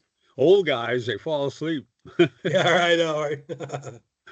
Back in I'll call it the old days, since you brought it up, there used to be a notion of spite wells. And I don't know if that's still in the code or not. And that's sort of your fake well made me think of that. But Yeah. I think for whoever puts the system in first has the preference of location. And then the well driller is supposed to be 100 feet from that.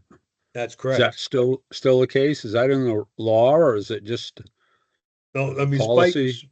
spite wells used to be in the definitions too, and it's not in there anymore, but it goes back to what I was saying before that um, as well as site evaluators, well drillers also have to meet all the setbacks because our well setbacks match up to the well drillers setbacks now. So there's no excuse, not to get them the same length away.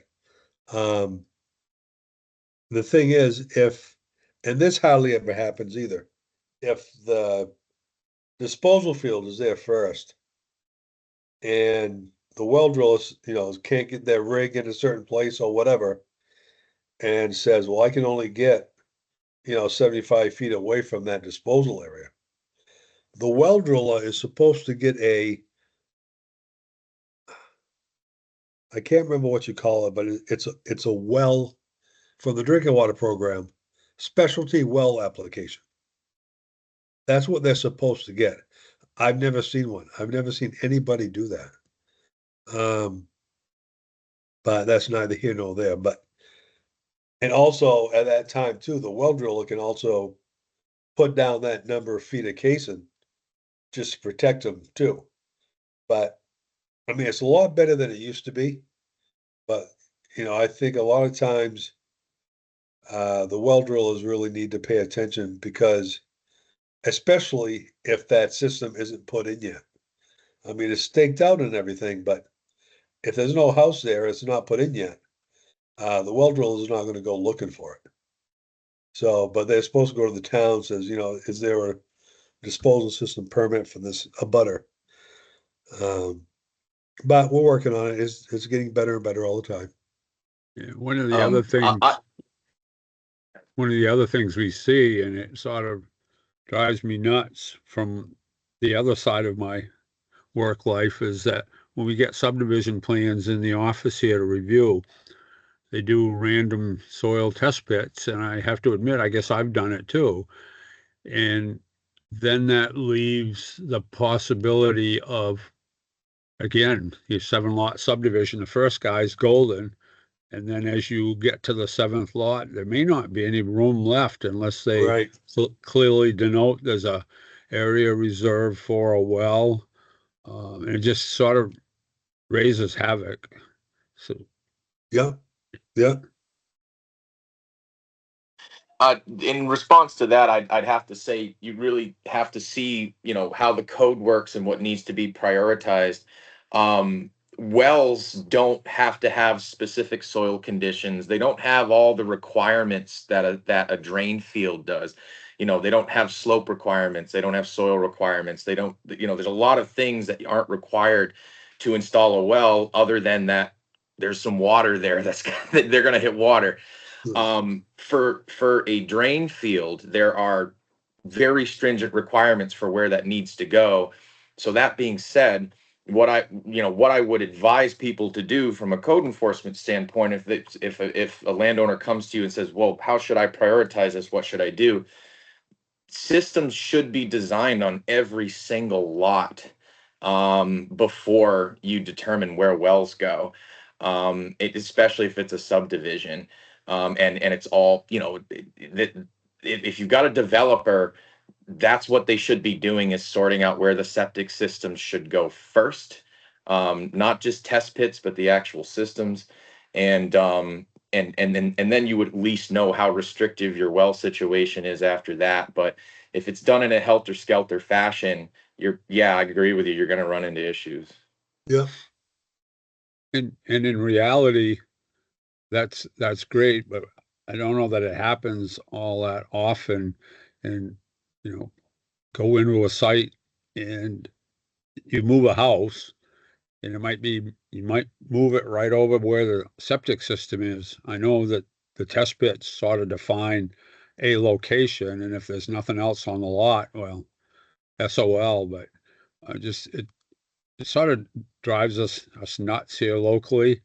And the other thing, and I don't want to get on a soapbox, but I'm just going to make the statement: this new whatever it is, LD 203, when you allow small lots and this and that, it's just driving us nuts on locating of various utilities, 20,000 square feet minimum for a leach field, and just pack them in, and everyone ought to have a house. I agree, but I don't think the government, the legislature really took any of this into account No, they didn't.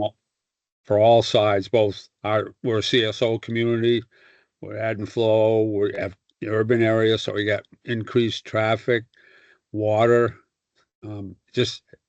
It just drives us nuts, but probably nothing I can do about it because that's the law. But Well, you got to remember too that even though that's a law, and it's a first time system, septic systems have to meet first time criteria. So you have to be 100 feet away from a well. Now, if it's public water, it kind of blows that out of proportion. But I mean, that's one of the tools that you would have in order. I don't want to say it this way, but I don't know how else to say it. Not to make that lot happen. One thing, again, it's a suggestion, but what we see on a lot of small lots on the coast and in other developments where the lots are tiny is that long ago they all decided they were going to share a water source. And so that water source, single water source has all the setbacks it needs from each of the individual systems that are on each of the lots, and they all share that water source. It becomes a public water source at that point, so they need a 300-foot setback from each system to it. But again, if it's just one well that everybody's sharing, then that does work.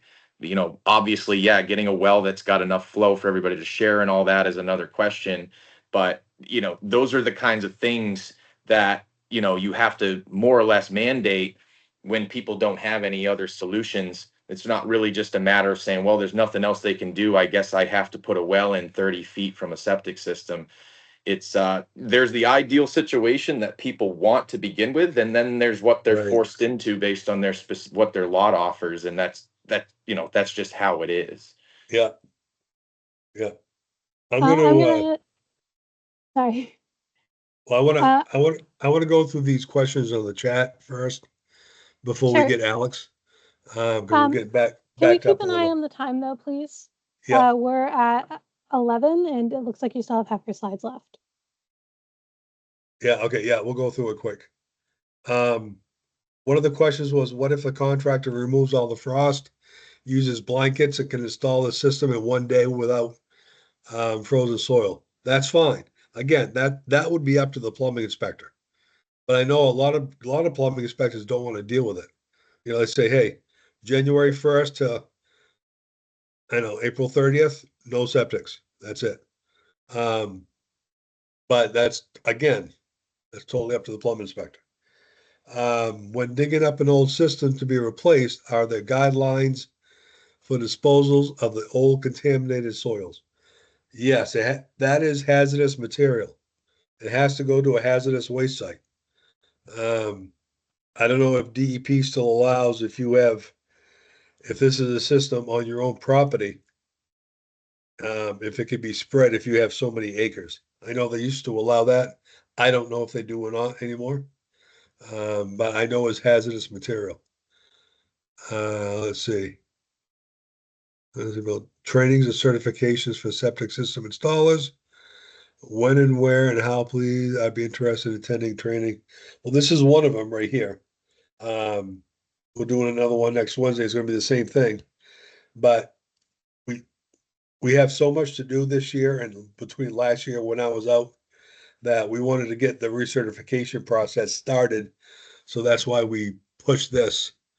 And hopefully a lot of contractors. Brent? Yeah. Hey, Brent, when did old septic systems become hazardous material? I've been to a million seminars. That has never been said. Really? Never. It's always been hazardous. Hello? Can you hear me? The director from the DEP, when we used to have seminars in Lewiston, we used to have them in Portland and everywhere else. I've been doing this for 35, 40 years. I've never heard one person say that an old septic system is hazardous material. Not one time. So now you're saying all the septic systems in the state of Maine are gonna have to get hauled in a ridge walk Yeah, to I've always said that. never, when did that come about? It's I it's don't, always that, it's always I mean, you can't just take your old septic system and dump it on your front lawn. guys do it all the time. They always remove the old septic I system and use it outside the fill Yeah. extension. I know that, but that's not the way you're supposed to do it. I'm just There's telling you. no way it's getting policed. There is no way. There is not one septic system that's getting hauled in a ridge walk. I can tell you that. No way. Well, So I mean, yeah, I understand what you're saying, and I believe you. But if somebody's wells get contaminated, and they find out they put their old septic system 20 feet away from it, there's going to be an issue. That's all. well, someone's going to have to police it then, because someone's going out of business, and a lot of contractors are going out of business because there's at least 20 or 30 replacement systems happening in a year, just in a small area in Androscoggin County, and I can tell you right now that none of that material is getting hauled in the ridge walk. Yeah. No, I know. I mean, nobody can be everywhere at the same time. So, it's just trying to catch them. I mean, and I know a lot of people don't go looking for it, which is fine. I understand that. Everybody's got so much stuff to do. Why would they want to go looking for this? But Well, can you email me when this is over, the section in the rule that's in? Because I'm going to be I'll be calling the DP today, because that was never. They always said we could pile that stuff up aside, let it dry out, and use it for fill. That's all. It's been that way forever. yeah, I'll see what I can find. Yeah. I'd highly appreciate it. Yep. Yeah, Thank just you. send me an email just to remind me, please. I will do that. Thanks. Okay. Alex, you got something? Yeah, can you hear me? Yeah. Okay. Well, first of all, I think it's instead of hazardous waste, I think it's called special waste. But the reason that I put my hand up originally was actually in defense of the well drillers. Instead of making the disposal field the very first thing you have to put in all the time, do consider that the rig is going to have to get in there, and so you have to there's some safety concerns concerning where the rig can get, and also you wouldn't want to make the rig go across your brand new disposal field if you're to put the well in afterwards. So just instead Right.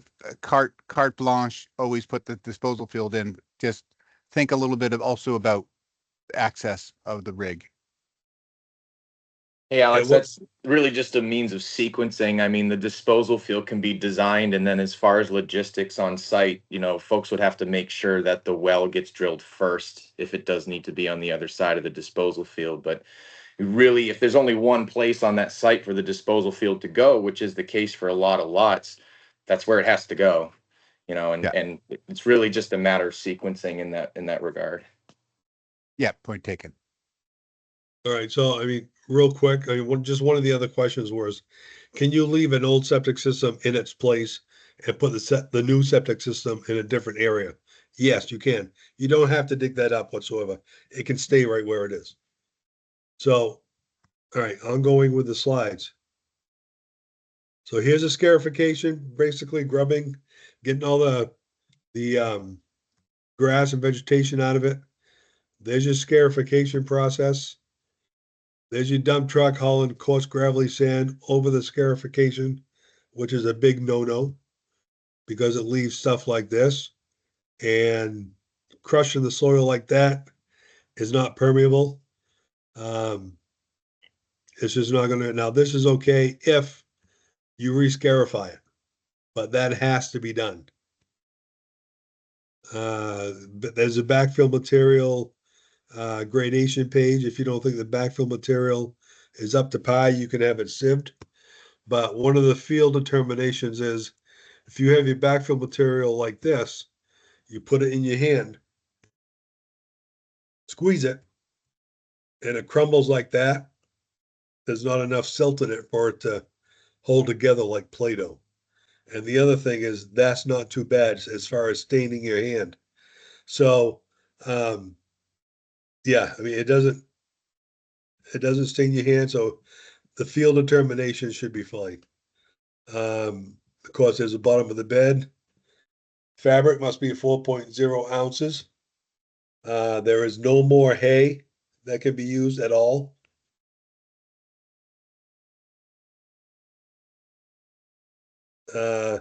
Structures. No portion of a structure is allowed to be located on or over any part of a disposal area. So there's your house and there's your deck. The septic tank cannot go there. And that's away from the foundation. So if that deck wasn't there, the setbacks would be all right. That cannot go there because they're just setbacks from the post, but still it'd have to go way over there because the septic tanks cannot be used as a support anymore for your deck, which we found quite a few of them. So that second tank right there is still underneath the deck. So yeah, this is one of the new parts of the rules. It can't be on or over any part of the disposal system. Rises real quick. So there's your septic tank. So it's mandatory now to put one riser in the place where it facilitates pumping or something like this. Includes grease interceptors and pre-treatment tanks. They all have to have risers to the grade. Risers to facilitate pumping again, so that would be in the middle. If it has a pump or a filter on it, that also needs a riser to grade. So not only does it need one in the middle, you got to have a second one over the pump and the filter. So this is a lot to do with locating where the tank is in the first place and easier access for the pumper to pump it out. And there's your pump station, of course, is the same thing. That's going to have a riser to grade. And you could put that other one if you wanted to. So septic tanks, plastic and concrete. Minimum size plastic concrete septic tank you can install in the ground is 750 gallons. Minimum size metal septic tank you can install on the ground. None. Metal septic tanks are prohibited. They were always prohibited, but once in a while you'd find a couple like this with buckshot through them. Anti-flotation. Tanks do float. This is up to the site evaluator if they have a high water table to give you direction in the design how to fasten that down so it won't go flying anywhere like this. Erosion control. There's some erosion control right there. DEP, again, John McLean, there's his phone number. Erosion control mix. This is not suitable cover material. If this was a black top, it'd be okay, but it's a blue top and it's not. I'm kidding. So don't take that seriously.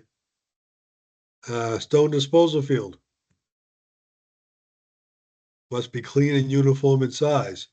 There's a stone, again, like we said before, passing by weight. So if there's a problem with the stone, you can have it sieved or have the contractor sieve it.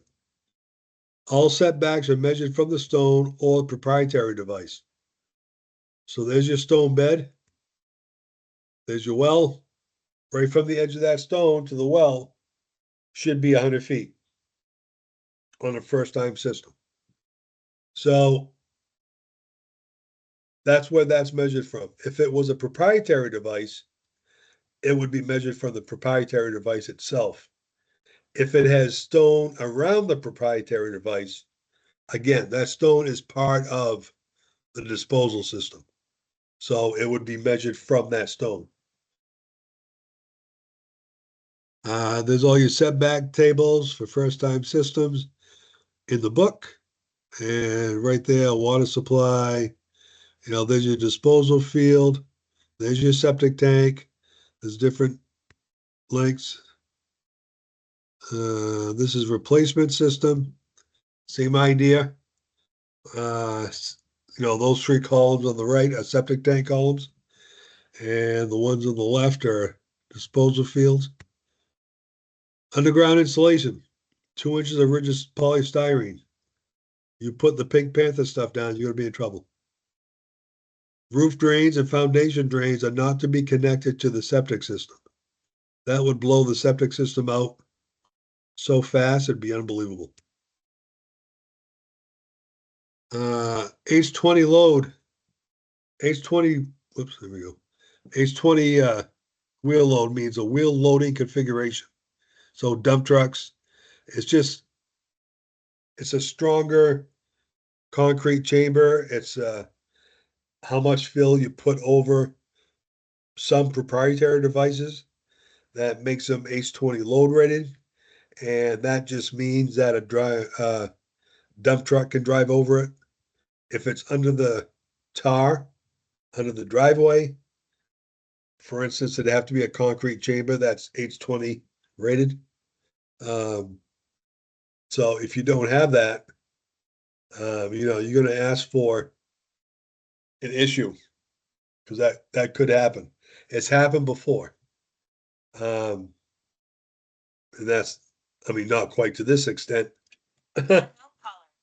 but it has happened. Ponding of wastewater ground surface, seepage of wastewater into parts of the building, contaminated a portable water supply. Those are all signs of a possible malfunction. Ponding of wastewater on the ground surface is easy to see. The seepage of wastewater into parts of a building below ground is easy to see if it goes into the basement. Contamination of a portable water supply, that would have to be tested by a lab to see if there's any issues with that. And what I found out over the years is if there is a contamination of a potable water supply, if they tested, excuse me, if they tested for detergents, that would tell you that it is coming from a septic system. Not to mention E. coli and all that other stuff.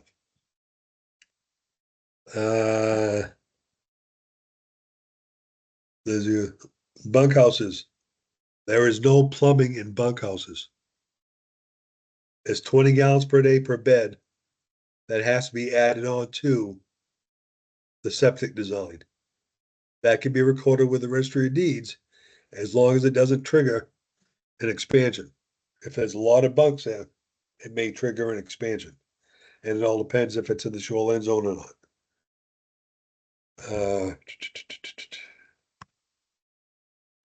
That's all I got. I know we ran through the other part of it quick.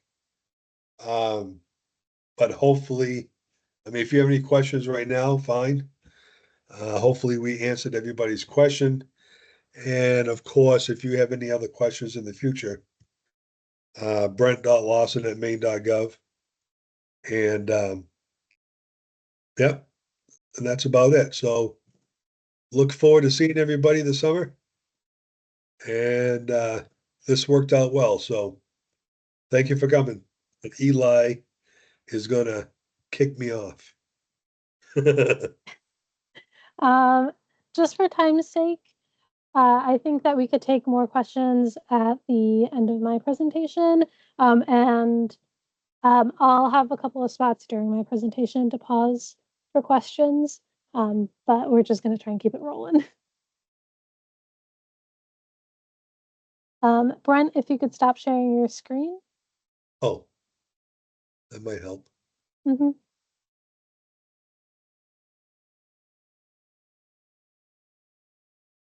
I know I saw it here before.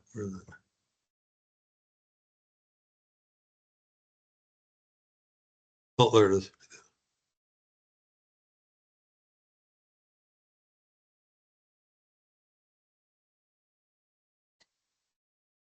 And then I have my screen shared.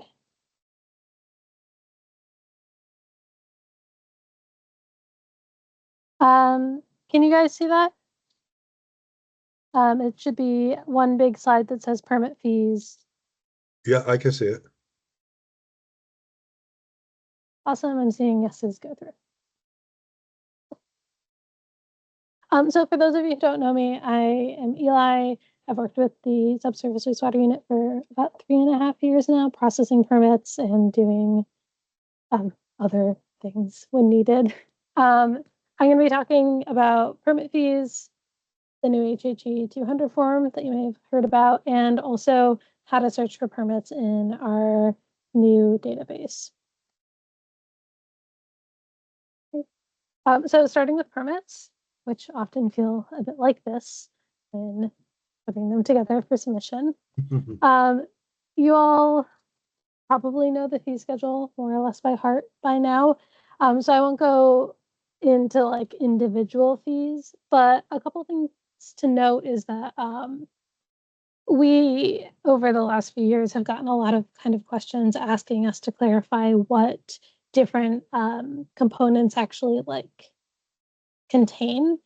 So we put out an annotated fee schedule on our website at the beginning of last year, and that's what I have up on the slide. So things like a complete non-engineered system has one tank, one field, one pump. If you have an extra tank, that second tank needs to have an additional tank fee on top of the complete non-engineered system fee. Non-engineered treatment tanks obviously include the normal ones, but they also include things like pump tanks if they're over 750 gallons. It's not noted here, but external grease interceptors also count, and pre-treatment tanks also count as a tank, and those all have the 150 tank fee, but they also can all count as that one treatment tank in a complete non-engineered system. For pre-treatment components should be treated as whatever kind of component it largely falls into. So if it's a pre-treatment tank, it has a $150 pre-treatment tank fee or treatment tank fee. If it's a miscellaneous component type of pre-treatment, like a white knight, then it should have a $30 miscellaneous component fee.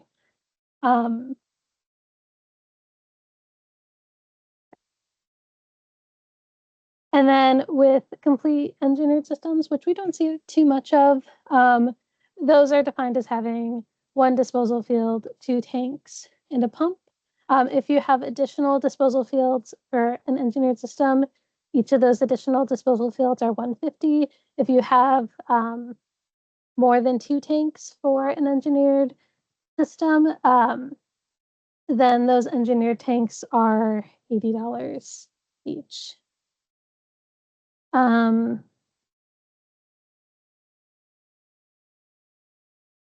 A distribution box is included in a disposal field.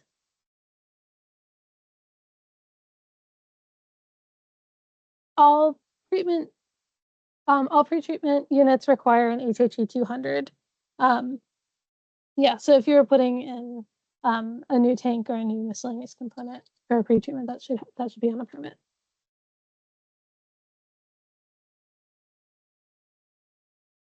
And then going into variance fees, there's always a $20 variance fee for any kind of variance, but the state doesn't always receive 25% of that. We only receive 25% of the variance fee for first-time system variances requiring state approval. Some replacement system variances also require state approval. We don't receive any fees for those variances. My understanding is that it was a typo in the rules before any of us worked here that we're not allowed to change. So we only get it for first-time system variances requiring state approval. And then moving into the DEP fees, which are sometimes called the water quality surcharge. Those are only applied to non-engineered systems. So complete non-engineered systems, primitive systems, holding tanks, and gray water systems all should have a $15 DEP surcharge. If it's just a tank, if it's just a disposal field, those don't have a DEP surcharge. And it's also worth noting here, you might remember that Brent at the beginning of his presentation said that we, with the drinking water program, are under the Department of Health and Human Services. The Department of Health and Human Services is a totally different agency than DEP, which is why these two fees are separate and why we ask that they are submitted on separate checks, because we have like totally different accounting structures. Moving into internal, $10 per line item, minimum $40. So if an internal plumbing permit has 4 line items or less, you should be charging $40 unless you have a local ordinance to charge more. Manufactured mobile modular homes have a $40 hookup fee. And then the other thing I wanted to highlight was that permit transfers are only $10. The state only receives $2.50 for those. But that permit transfers should be on their own individual permit. If you need to do a permit transfer and also some fixtures, that should be 2 separate permits. So you have all of your permits priced. You're ready to send them to the state. This is what we're looking for. Permits, and really specifically the HHE 200, the septic permits, those are legacy documents that are going into our state database. So they need to have all their pages, including the variance pages, and they also need to be signed by all parties.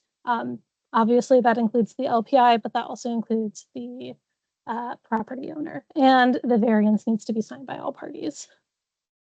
If you're missing any of this information, we'll probably reach out to you and ask you to send the whole thing. So just send it all to begin with. We also really appreciate when summary sheets are included in submissions. Those can be really simple, just a list of all the permit numbers, all the fees for those permits.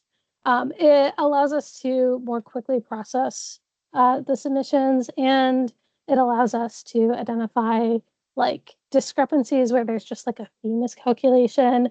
And it also lets us double check our work. I know that I have gone through, seen that what my tally doesn't match the town's tally, gone through their summary sheet and realized that I made a mistake. So they're really, really useful for that. And we have a sample one on our website, which I'll show. I see other questions coming in. I'll get to them once I'm at the end of the section.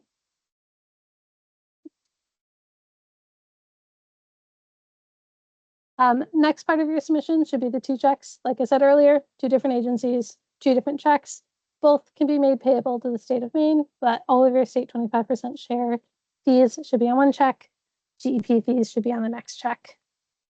And those should all be sent to the Maine CDC Key Bank building address, which is right here. If you have a second, I would suggest screenshotting it so that you have it in your records. Sometimes towns will send things directly to DEP, which means that we may or may not get your permits and your fees. It is a real hassle for us when permits are sent to the wrong place. So please send them to this address. And for the DEP checks, we forward them all to DEP, and then DEP will deposit them from there. Once we receive your submission and we've gone through it, we will send you a receipt email. That receipt email includes a PDF, an update about your account balance, and notes about any discrepancies that we noticed in permit fees. If we couldn't identify a discrepancy, we'll also note that so that you guys can look it over. And if you find what the discrepancy is, you're certainly welcome to reach out to us. Our database allows about 2 or 3 emails for sending out these receipts. There's like a character limit thing in our database. If you have really long town emails, that's why there might only be 2. But if you're not currently receiving those receipts and you think that maybe you should be receiving those receipt emails, you can send us an email at subsurface.wastewater@maine.gov to have us check who's receiving the emails for your town, and we can update them from there. If your town has recently had a website change or had all the emails change, that would be a good opportunity to reach out to us as well to make sure that everything is updated and correct. In terms of the credit imbalances due that we note on our receipt emails. Each town has an account balance with the drinking water program. So that's just the state 25% share of the permit fees. This is not including like the DEP fees. If you've overpaid us, you'll have a credit. If you've underpaid us, you'll have a balance due. Those can just be resolved by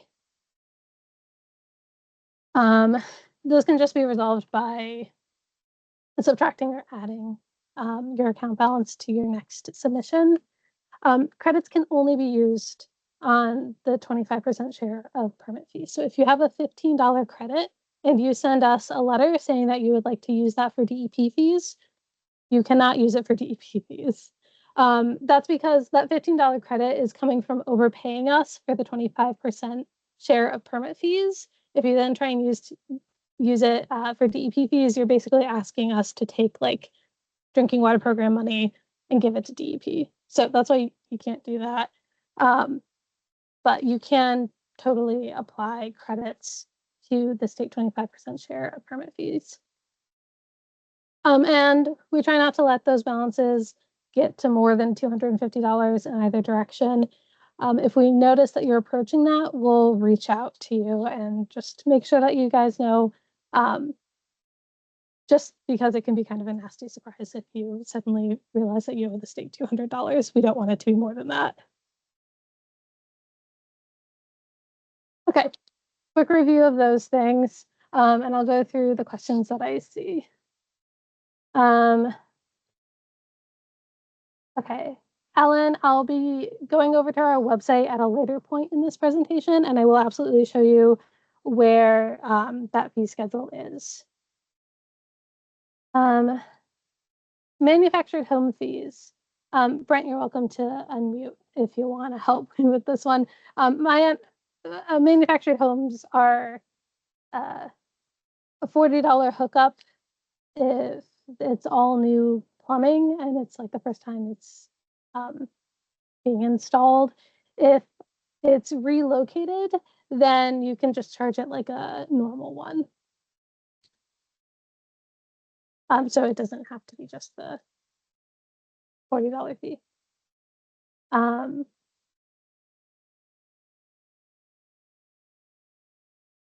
Okay, Paul, do all pretreatment units require an HHE 300, even if it doesn't require a variance?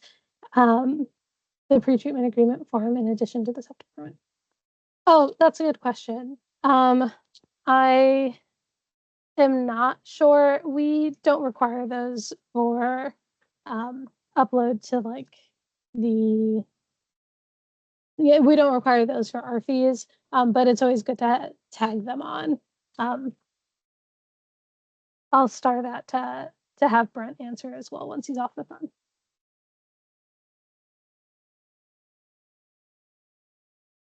Like that's all the questions. So we're going to move on to the upcoming HHE 200 revised form. I imagine there are some immediate questions, so I'm going to answer those first. This form is not yet available. We're just going to be discussing this form in the next slides, and it's liable to change a little bit from what I show you right now, because we still have a little bit more of a revision process to go through, but it will look similar to what I'll be showing you. We're in the final rounds of revision. Once the form is available, we'll be making that really well known. It'll be up on our website. We'll be sending out gov deliveries. And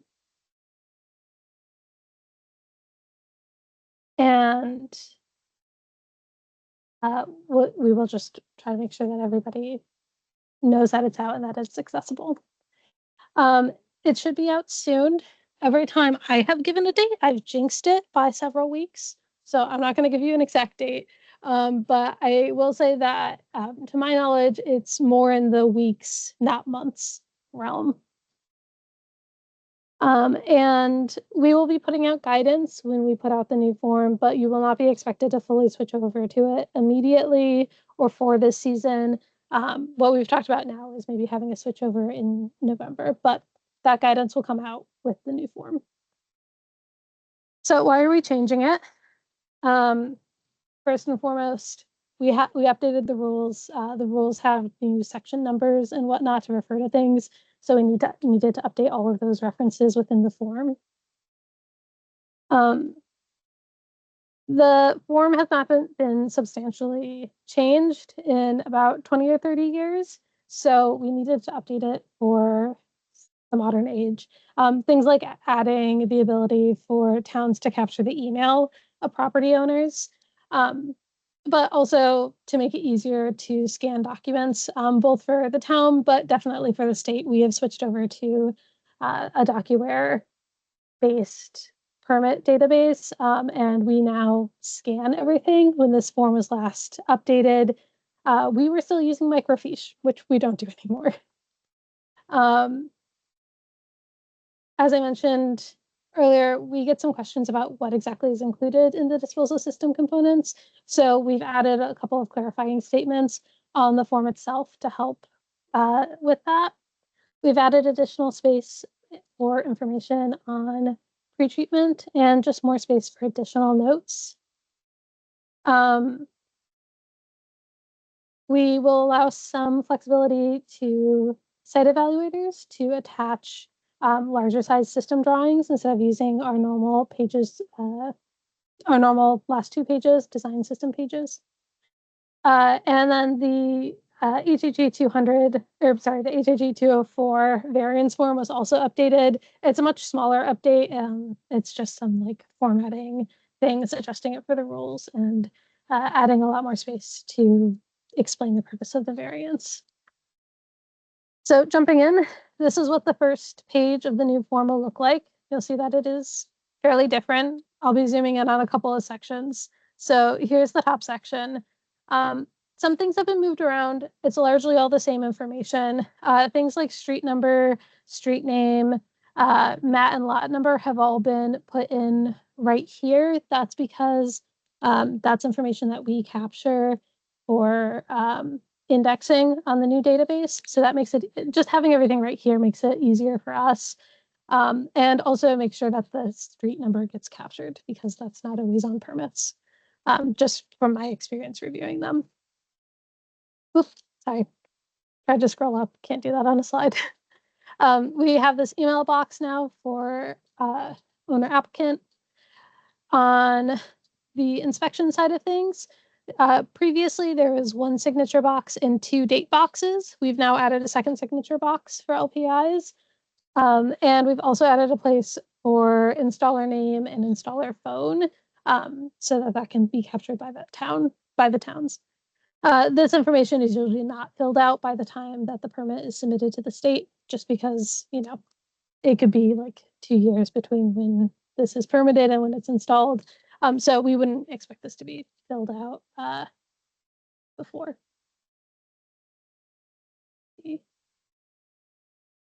And then moving into the bottom part of that first page, we have kept the first page to be things that are really required by those parties who are pricing and storing the permit. And for that, really what is just needed is this information, the type of application, if it requires a variance, and the disposal system components. Since tanks are also charged kind of like individually, like if there are 2 tanks, there should be 2 tank charges, or there should be like, it should be 300 for 2 tanks. We've also left the treatment tank box here just for pricing reasons. And then we've also added this space for fee calculation for the towns, or this could be a space for additional notes if the fee is a little bit more complicated than just a standard complete non-engineered system. And we've added some additional notes about things like doubled fees, variance fees, seasonal conversion, and a little box to check if there is a revision. And then the site evaluator statement is right here at the bottom. This is what the new second page looks like. We basically took the first page and split it in 2. This is all the same information as before, but we have added a pretreatment box to I can zoom in on that. We've added a pretreatment box to capture more information about those. We've added a larger spot for calculating the design flow, and I think those are the major changes. I will say that in this disposal system to serve box, we have added an additional thing for ADUs. We did that yesterday. I made these slides last week. So that's one of the things that has changed in between now and then. And also we've added dug or point or dug/point well. And then that's what the bottom of the page looks like. Latitude and longitude has also been changed a little bit. Instead of vertical, it's now going to be horizontal. Again, that's one of the changes that happened within the last couple of days since I made this PowerPoint. And then there's more space for additional notes, site evaluator, initial, number, date. And then these pages, we did not do a significant change on. We tried to make the soil profile box a little bit easier to use by adding in more lines. Yeah, so you can kind of see what that looks like there. And it goes down to 48. I think everything else about this should be pretty similar to the last form. These boxes are technically bigger than any previous forms, though it's bigger by an inch since we're just confined to the space of a 8.5 by 11 inch piece of paper. And then this is what used to be page 3 is now page 4. And it also hasn't changed significantly.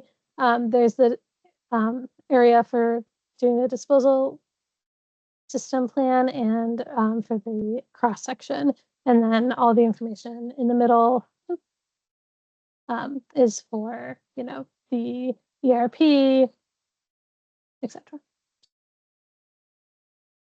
This is a new page that we have added. So this page, we've been calling it page 5, but really it's a replacement for pages 3 and 4.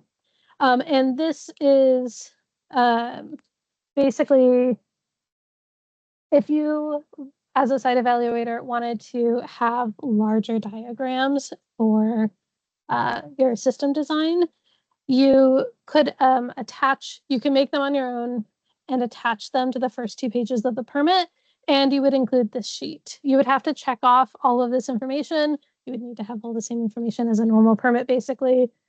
So like the location map, the site plan, the soil profile description and the classification, the disposal plan, and the disposal area cross section. And then we also kept the, sorry, I keep flipping. We also kept the soil profile log on this page.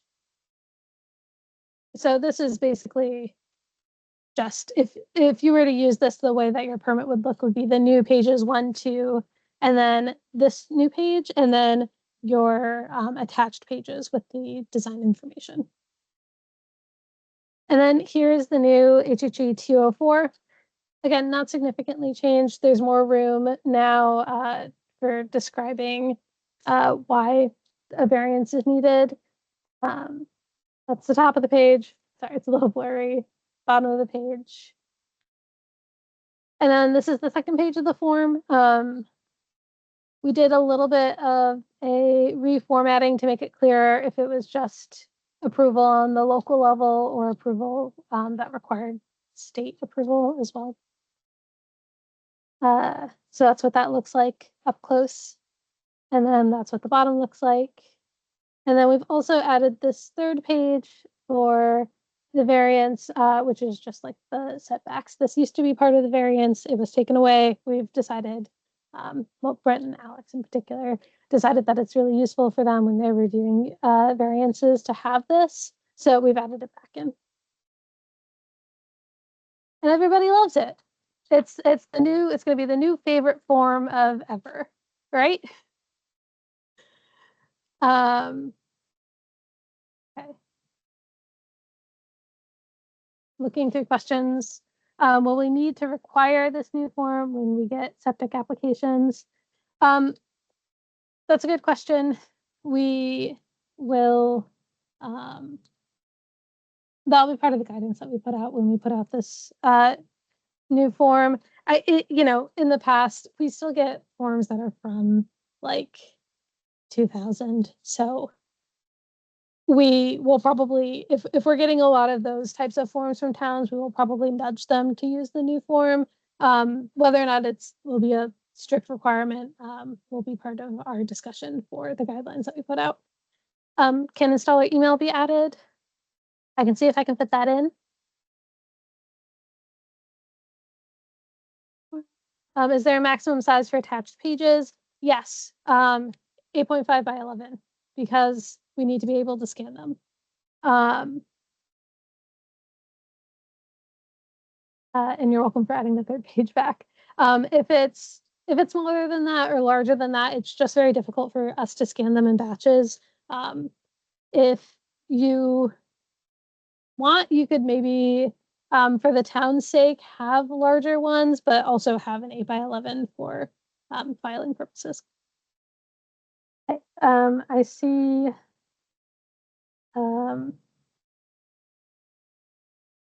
I see that, John, you have a question.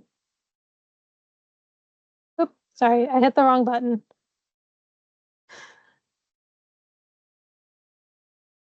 Go ahead with that. There we go.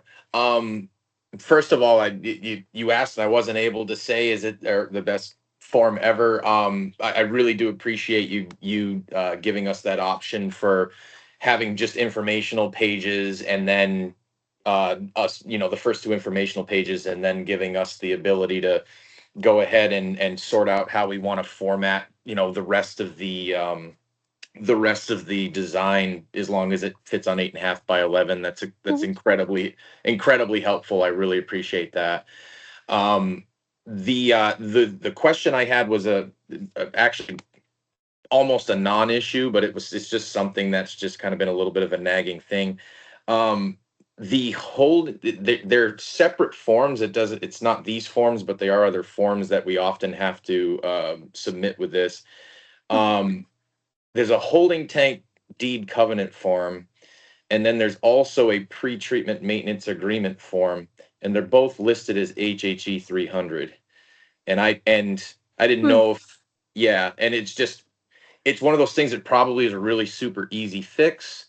Maybe you guys want to redo those while you're looking at them. You might want more information on those, or might want to reformat those or something. But the only thing that's been confusing for folks is that they're just listed as the same form. So yeah, I thought those were fixed a while ago, but I mean, maybe not, because I remember that, and I think me and Peter had a conversation and we did it. I mean, maybe it never got done. I don't know, but we can check into it again. Yeah, you know what? I mean, it's one of those things too, where I just kind of assumed that's the way it was, and I worked with it. But I hadn't asked anybody until now. It just occurred to me, so it may have been changed. Alex is saying that one of them is the 300A. Oh, good. Okay, great. I'll have to get the new ones. Mine says HHE 300 revision 397, so that's a bit old. Just a little bit. Harrison, I see your comment about the black areas with white type and the gray areas maybe causing problems with copying. That's something that we're going to focus on in this next round of revision because somebody else brought it up. Because we want them to be able to be like copied and still be legible. So totally hear you. We are actively thinking about it. And then I see that there is one other. Oh, no, that's just John's stuff. Okay. I don't see any more questions about this. If you have more, we can always come back to it. And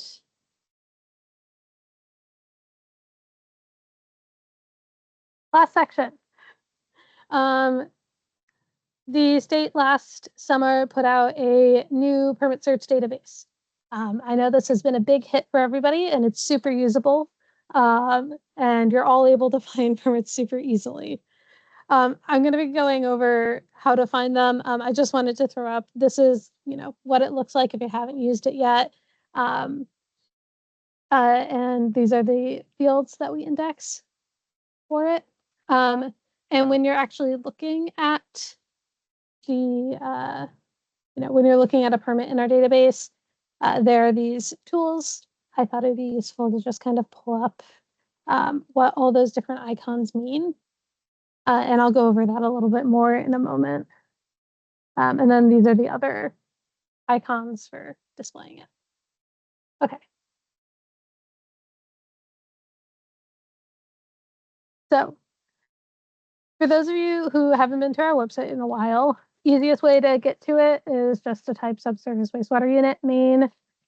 The first link is some random policy page on our website. Don't know why that is, but if you click right here, subsurface wastewater unit, that brings you to our homepage. From our homepage, we have a lot of good resources on this website, including the municipal office resources.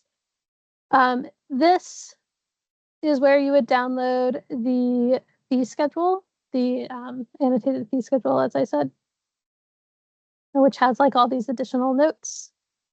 And then if you wanted to download a sample summary fee, you would do that here as well with sample permit tally. And that downloads as an Excel sheet. Dismiss that. There's a lot of other stuff on this tab. Form pages are on this tab. Information about how to submit permits. If you have a new hire in your office who's doing permits, we have this nice little printable with what to check before you send them in to us. So if you want any of those resources, if you think any of those are helpful to you, I would suggest after this presentation, heading over there and downloading them. The state is updating their website. This is not something that like Brent or I have any control over. It's just like people higher up in the state are doing it. And some of these links may disappear. I will try to keep them all on the website, but they kind of want to get rid of like downloadable PDFs. So if you want any of these, I would say download them sooner rather than later. And you could always email us if you want us to send you something. Again, that's the municipal office resources. Other things to highlight is this training tab, where we've been keeping track of upcoming trainings and also the links to our trainings. This training was on this website page. And then professional listings.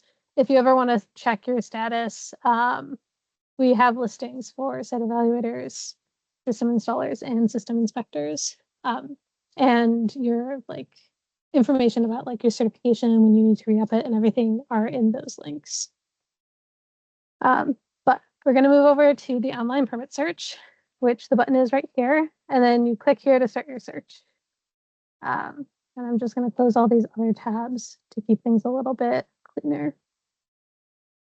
What I suggest before even going into the search is just hitting search, selecting a random permit, and that will pull up this web page, which is your viewing pane. And when I'm searching, I really like to have my viewing pane and then my searching pane. This just makes it so that you can click on everything and it will automatically come up in this viewing pane. Okay. So let's say that we're searching for a permit from the town of Wayne. I have not done this before, so I don't know if there are any. But let's say that it's a permit for, some permit that the town itself is the owner for. We're going to want to do a year range when we're searching. This is just like a best practice sort of thing. It does not need to be this wide of a year range. But if you're looking for a permit and somebody said, I think my permit was installed in like 1980. We all know that permits can be, permitted and installed up to 2 years later.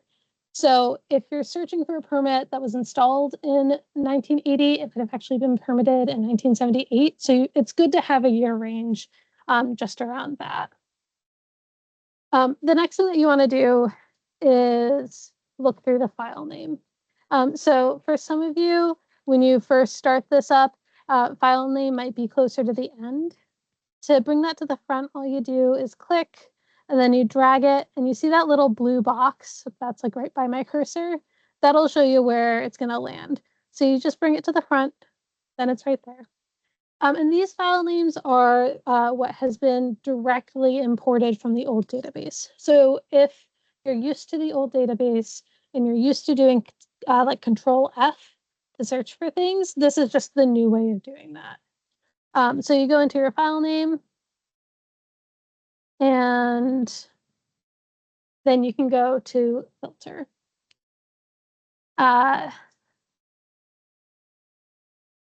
Just a small like detour before I go searching for anything. This is a weird thing with databases in general, but particularly this database, where we'll take Harry Jones for example. If you search just Harry Jones, nothing is going to come up, despite the fact that you just saw a permit that said Harry Jones, which is weird because we totally like have a permit for him. And you might think, well, it's because, you know, maybe Harry wasn't in it, even we saw Harry. So you just type Jones and still nothing comes up. That's because when you're searching just like this, the database thinks that you're looking for a file name that starts with Jones. And your file name, they almost always start with like the street number or the address. If you wanted to search just for Jones, what you would do is put these asterisks around it. And what that basically is doing is it tells the database, hey, I want you to look for any file names that include the name Jones. And then when you search, it'll come up. So if you take anything away from this, take that away, that you want to have asterisks around whenever you're searching. So if you didn't catch it before, what I'm doing is that I'm clicking this little funnel right here. If you were to click these little up and down arrows, that just basically like reorders, it like alphabetizes your results. So if you wanted it to be in alphabetical order, you just hit that. But if you want the to search the file names, you're going to hit that filter. So now let's see if the town has anything from this 20-year span. And the town of Wayne didn't install anything in these 20 years, but other results came up. So this is generally how I go about searching for things. A couple other things to kind of keep in mind when doing your searches. If you want to clear this, you just hit reset filter and then everything comes back. A lot of these older permits in particular are, I'm going to look for a good example. Yeah, here's one. So the permits can be a little bit inconsistent with how they use road names. So if you're looking for something on Route 133 and you're not finding it, and you know that Route 133 has additional like names like Main Street, you could also try looking for Main Street. And the other thing that you can do is try looking for the abbreviation of route, which is RT. And then you would just kind of want to scroll down and see if there are any routes there, which in this case, there aren't. Other thing that you can do when searching, if you have an older permit that's like right off of a main road, and you know that road is now named, it might not have been named in the 1970s. So you could always look for permits that start with off and then insert whatever the major road is. And then you can kind of compare where they are location wise with the location map on the permit itself. So those are my main tips. The other thing that I wanted to note was that these file names, since they're all imported from the old database went up to about 2019 in permits. So after 2019, these file names are going to look. Let's see, 2023. They're going to look like this, which doesn't have all that helpful information. But that's because everything else has been indexed. It's been indexed by hand by somebody who works at our office named Mickey, who has done like thousands of these. And you will be able to search by property owner name, street name, etc. We usually suggest just using one of those at a time, just for best results. But if you wanted to sort through street names, you can do the same thing with the filter. If you wanted to search through owner names, you can do the same thing with that. So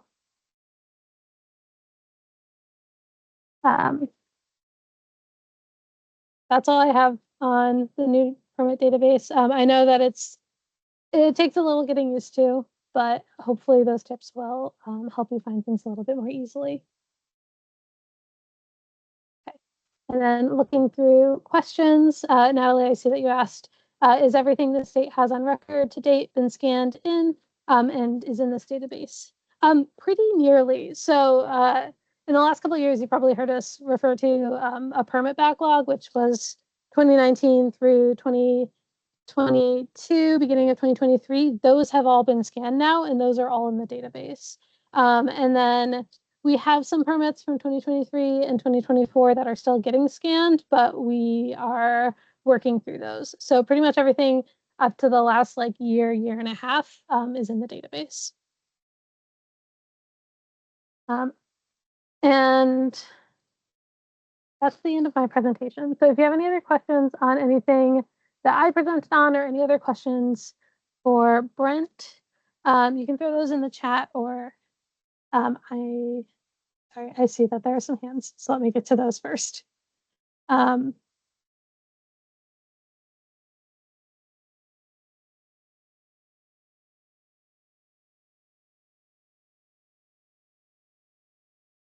Since this is just a question answer period, I'm gonna put mics back on for everybody, but would appreciate if you guys don't talk over each other.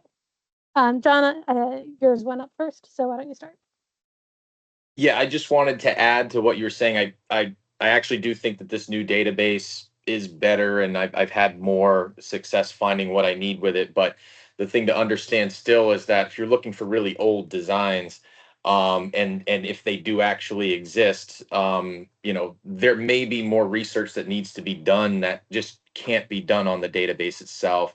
A lot of times what I'm needing to do is go into the registry of deeds for the specific county, work back through the deeds, figure out who the owner was when the system was potentially first installed, and then I might find a system under that owner's name. That back when they got it installed, there might not have been an address for the property, so you're not gonna be able to find it by address. It's like these are just things to just understand about what information was available when the system was designed, and that's not necessarily going to be updated in this database. So this is one tool, but oftentimes, especially for the older designs, you're going to have to couple that with some other tools to find the information you need if it does exist. Yeah. And we don't have anything before 1970, or we have very, very little before like 1974, because that's when our rules went into effect and when the state started, actually taking in these permits. Jason, I saw that your hand was next. Well, I'm probably going to have some haters on this, but listen, can we I'm going to send a plea out there to the site evaluators that are on here.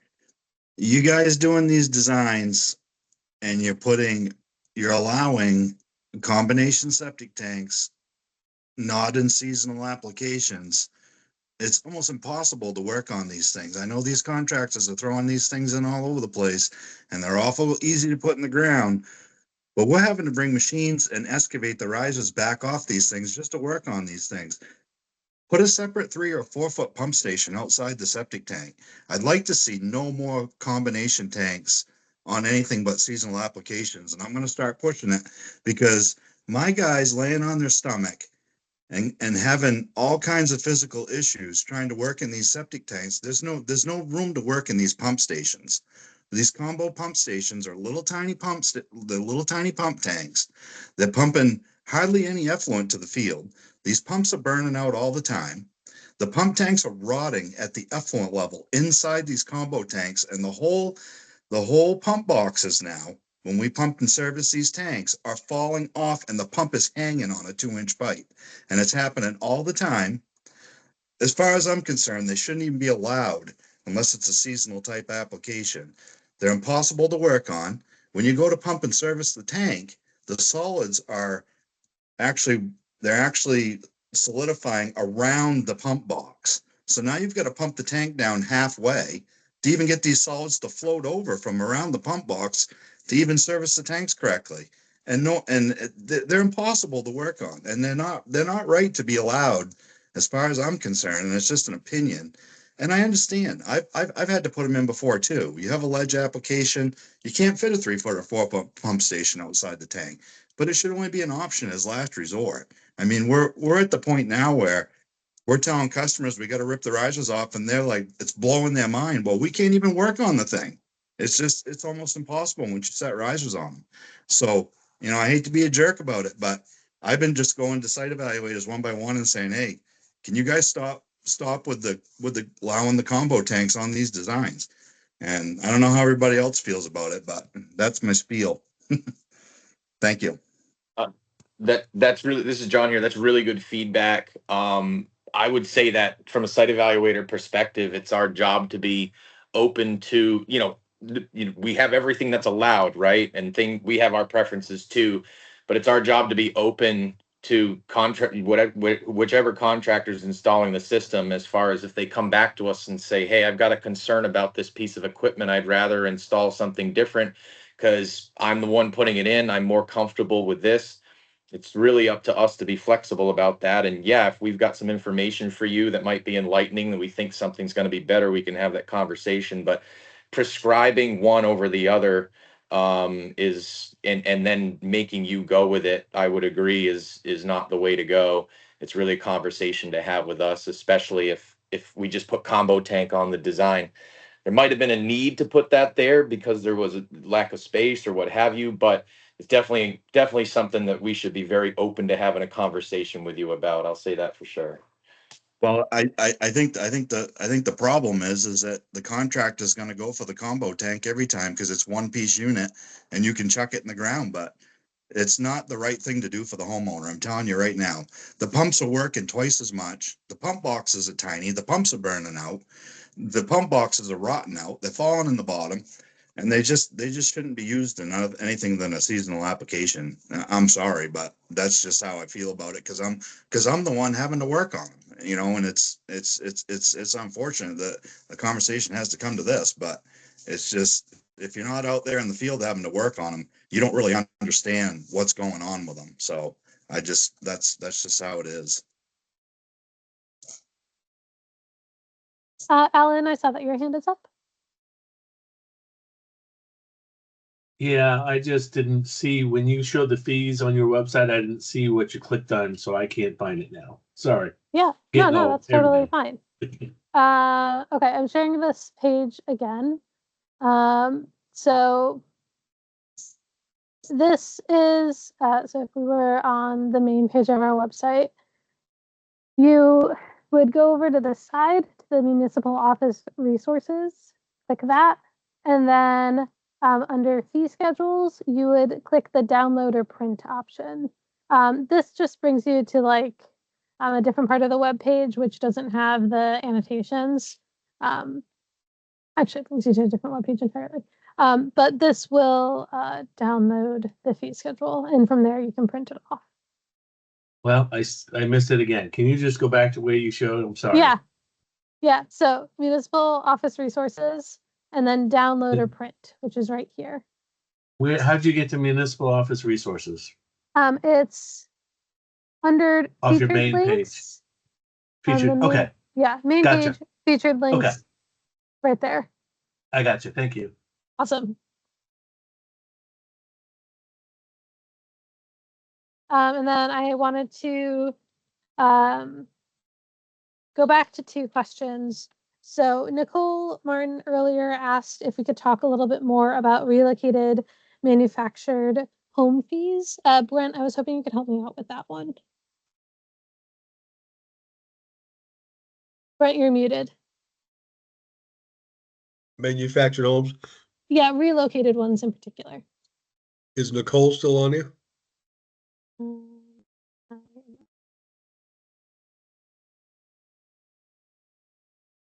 I just wanted to know what specifically she wanted to know about. That's all.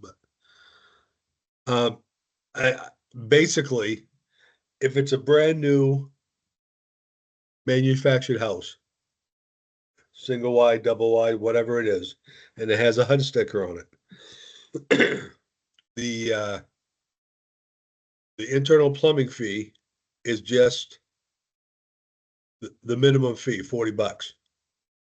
So you just put down one hookup, that's what you would put down, and then it's a minimum $40. But once that, if it becomes a used one, then the internal plumbing permit has to do each fixture. So even if you have a brand new manufactured house and the next day you decide, well, I like the lot beside me better and have it moved over there, it is now used.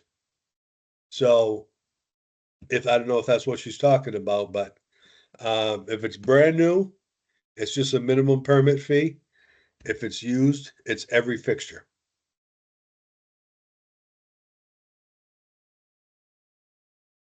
I think that answered her question, but if you have any follow-up, Nicole, feel free to jump on. And I see some hands up, but before that, Paul asked us to clarify if the HHE 300A is required for all ATUs, regardless of if it needs a variance. That's the pre-treatment maintenance agreement? Yeah. Yeah. I mean, all the ones that come up here to me that need a state variance, that is included, and they have to record that with the registry of deeds. I urge all the municipalities to do the same thing. Because that way, I mean, you don't know if they're maintaining it or not. Even if this form is filled out and recorded, you don't know if they're maintaining it or not. But at least you have a form that says you were told about this and you needed to maintain it. If you didn't, then it's all on the homeowner, which it would be anyway, but it just gives you a little bit more ammunition. So even if there isn't a variance, you would recommend still having it? Yeah. Yeah. It just protects the municipality more. I'll add that the drain fields that are associated with these pre-treatment units are really minimal. They're not meant to handle full strength effluent.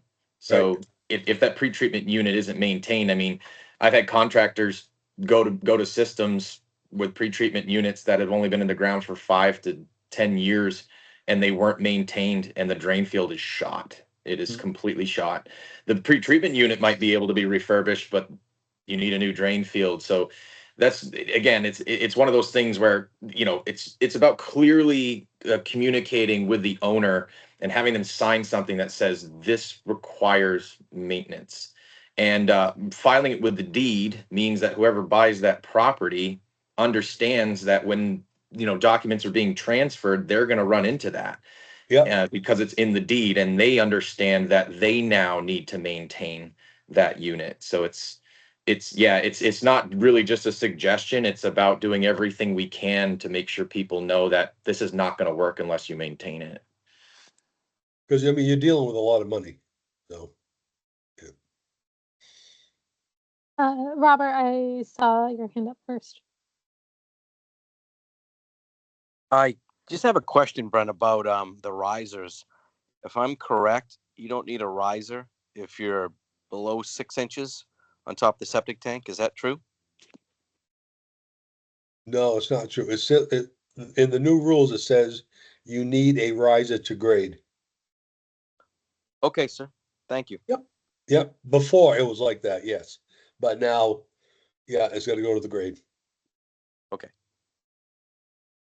And I see another hand up. The name is just CEO, so I'm not quite sure who it is. Hi, good morning. This is Jeff Drew. I guess it's afternoon. Back to the mobile home, the used mobile home. I was always told that if it's still $40 if it's used, if it hadn't been remodeled. If it had been remodeled, then it was a whole different story. Is that no longer the case?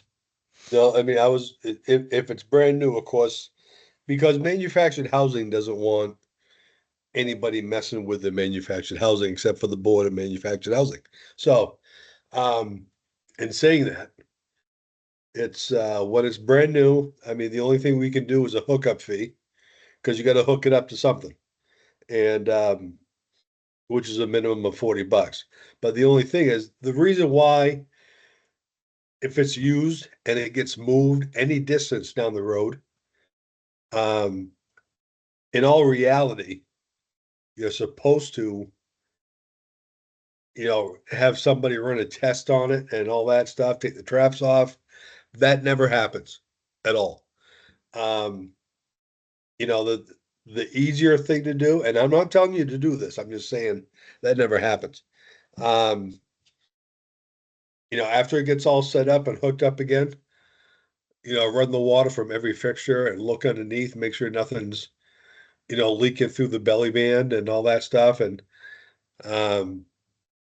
just let it run for a while, then maybe even come back the next day to see if there's any, wetness underneath it. But that's the reason why they want, every fixture, because, I mean, they want to make sure if you issue a permit for something, you need to inspect it.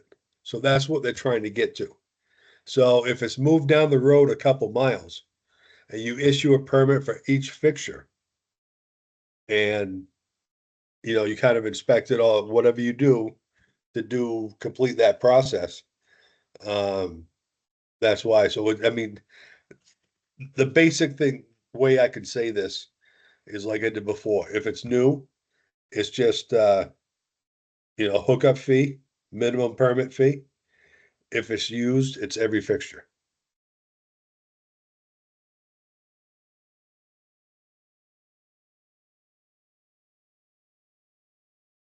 Well, it looks like there are no more questions.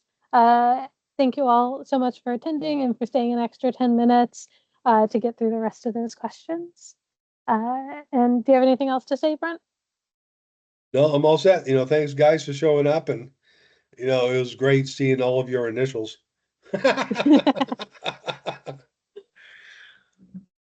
So hopefully we'll run into you sometime this summer. Thank you very much. Thanks, everybody. Great. Thanks. I have a question.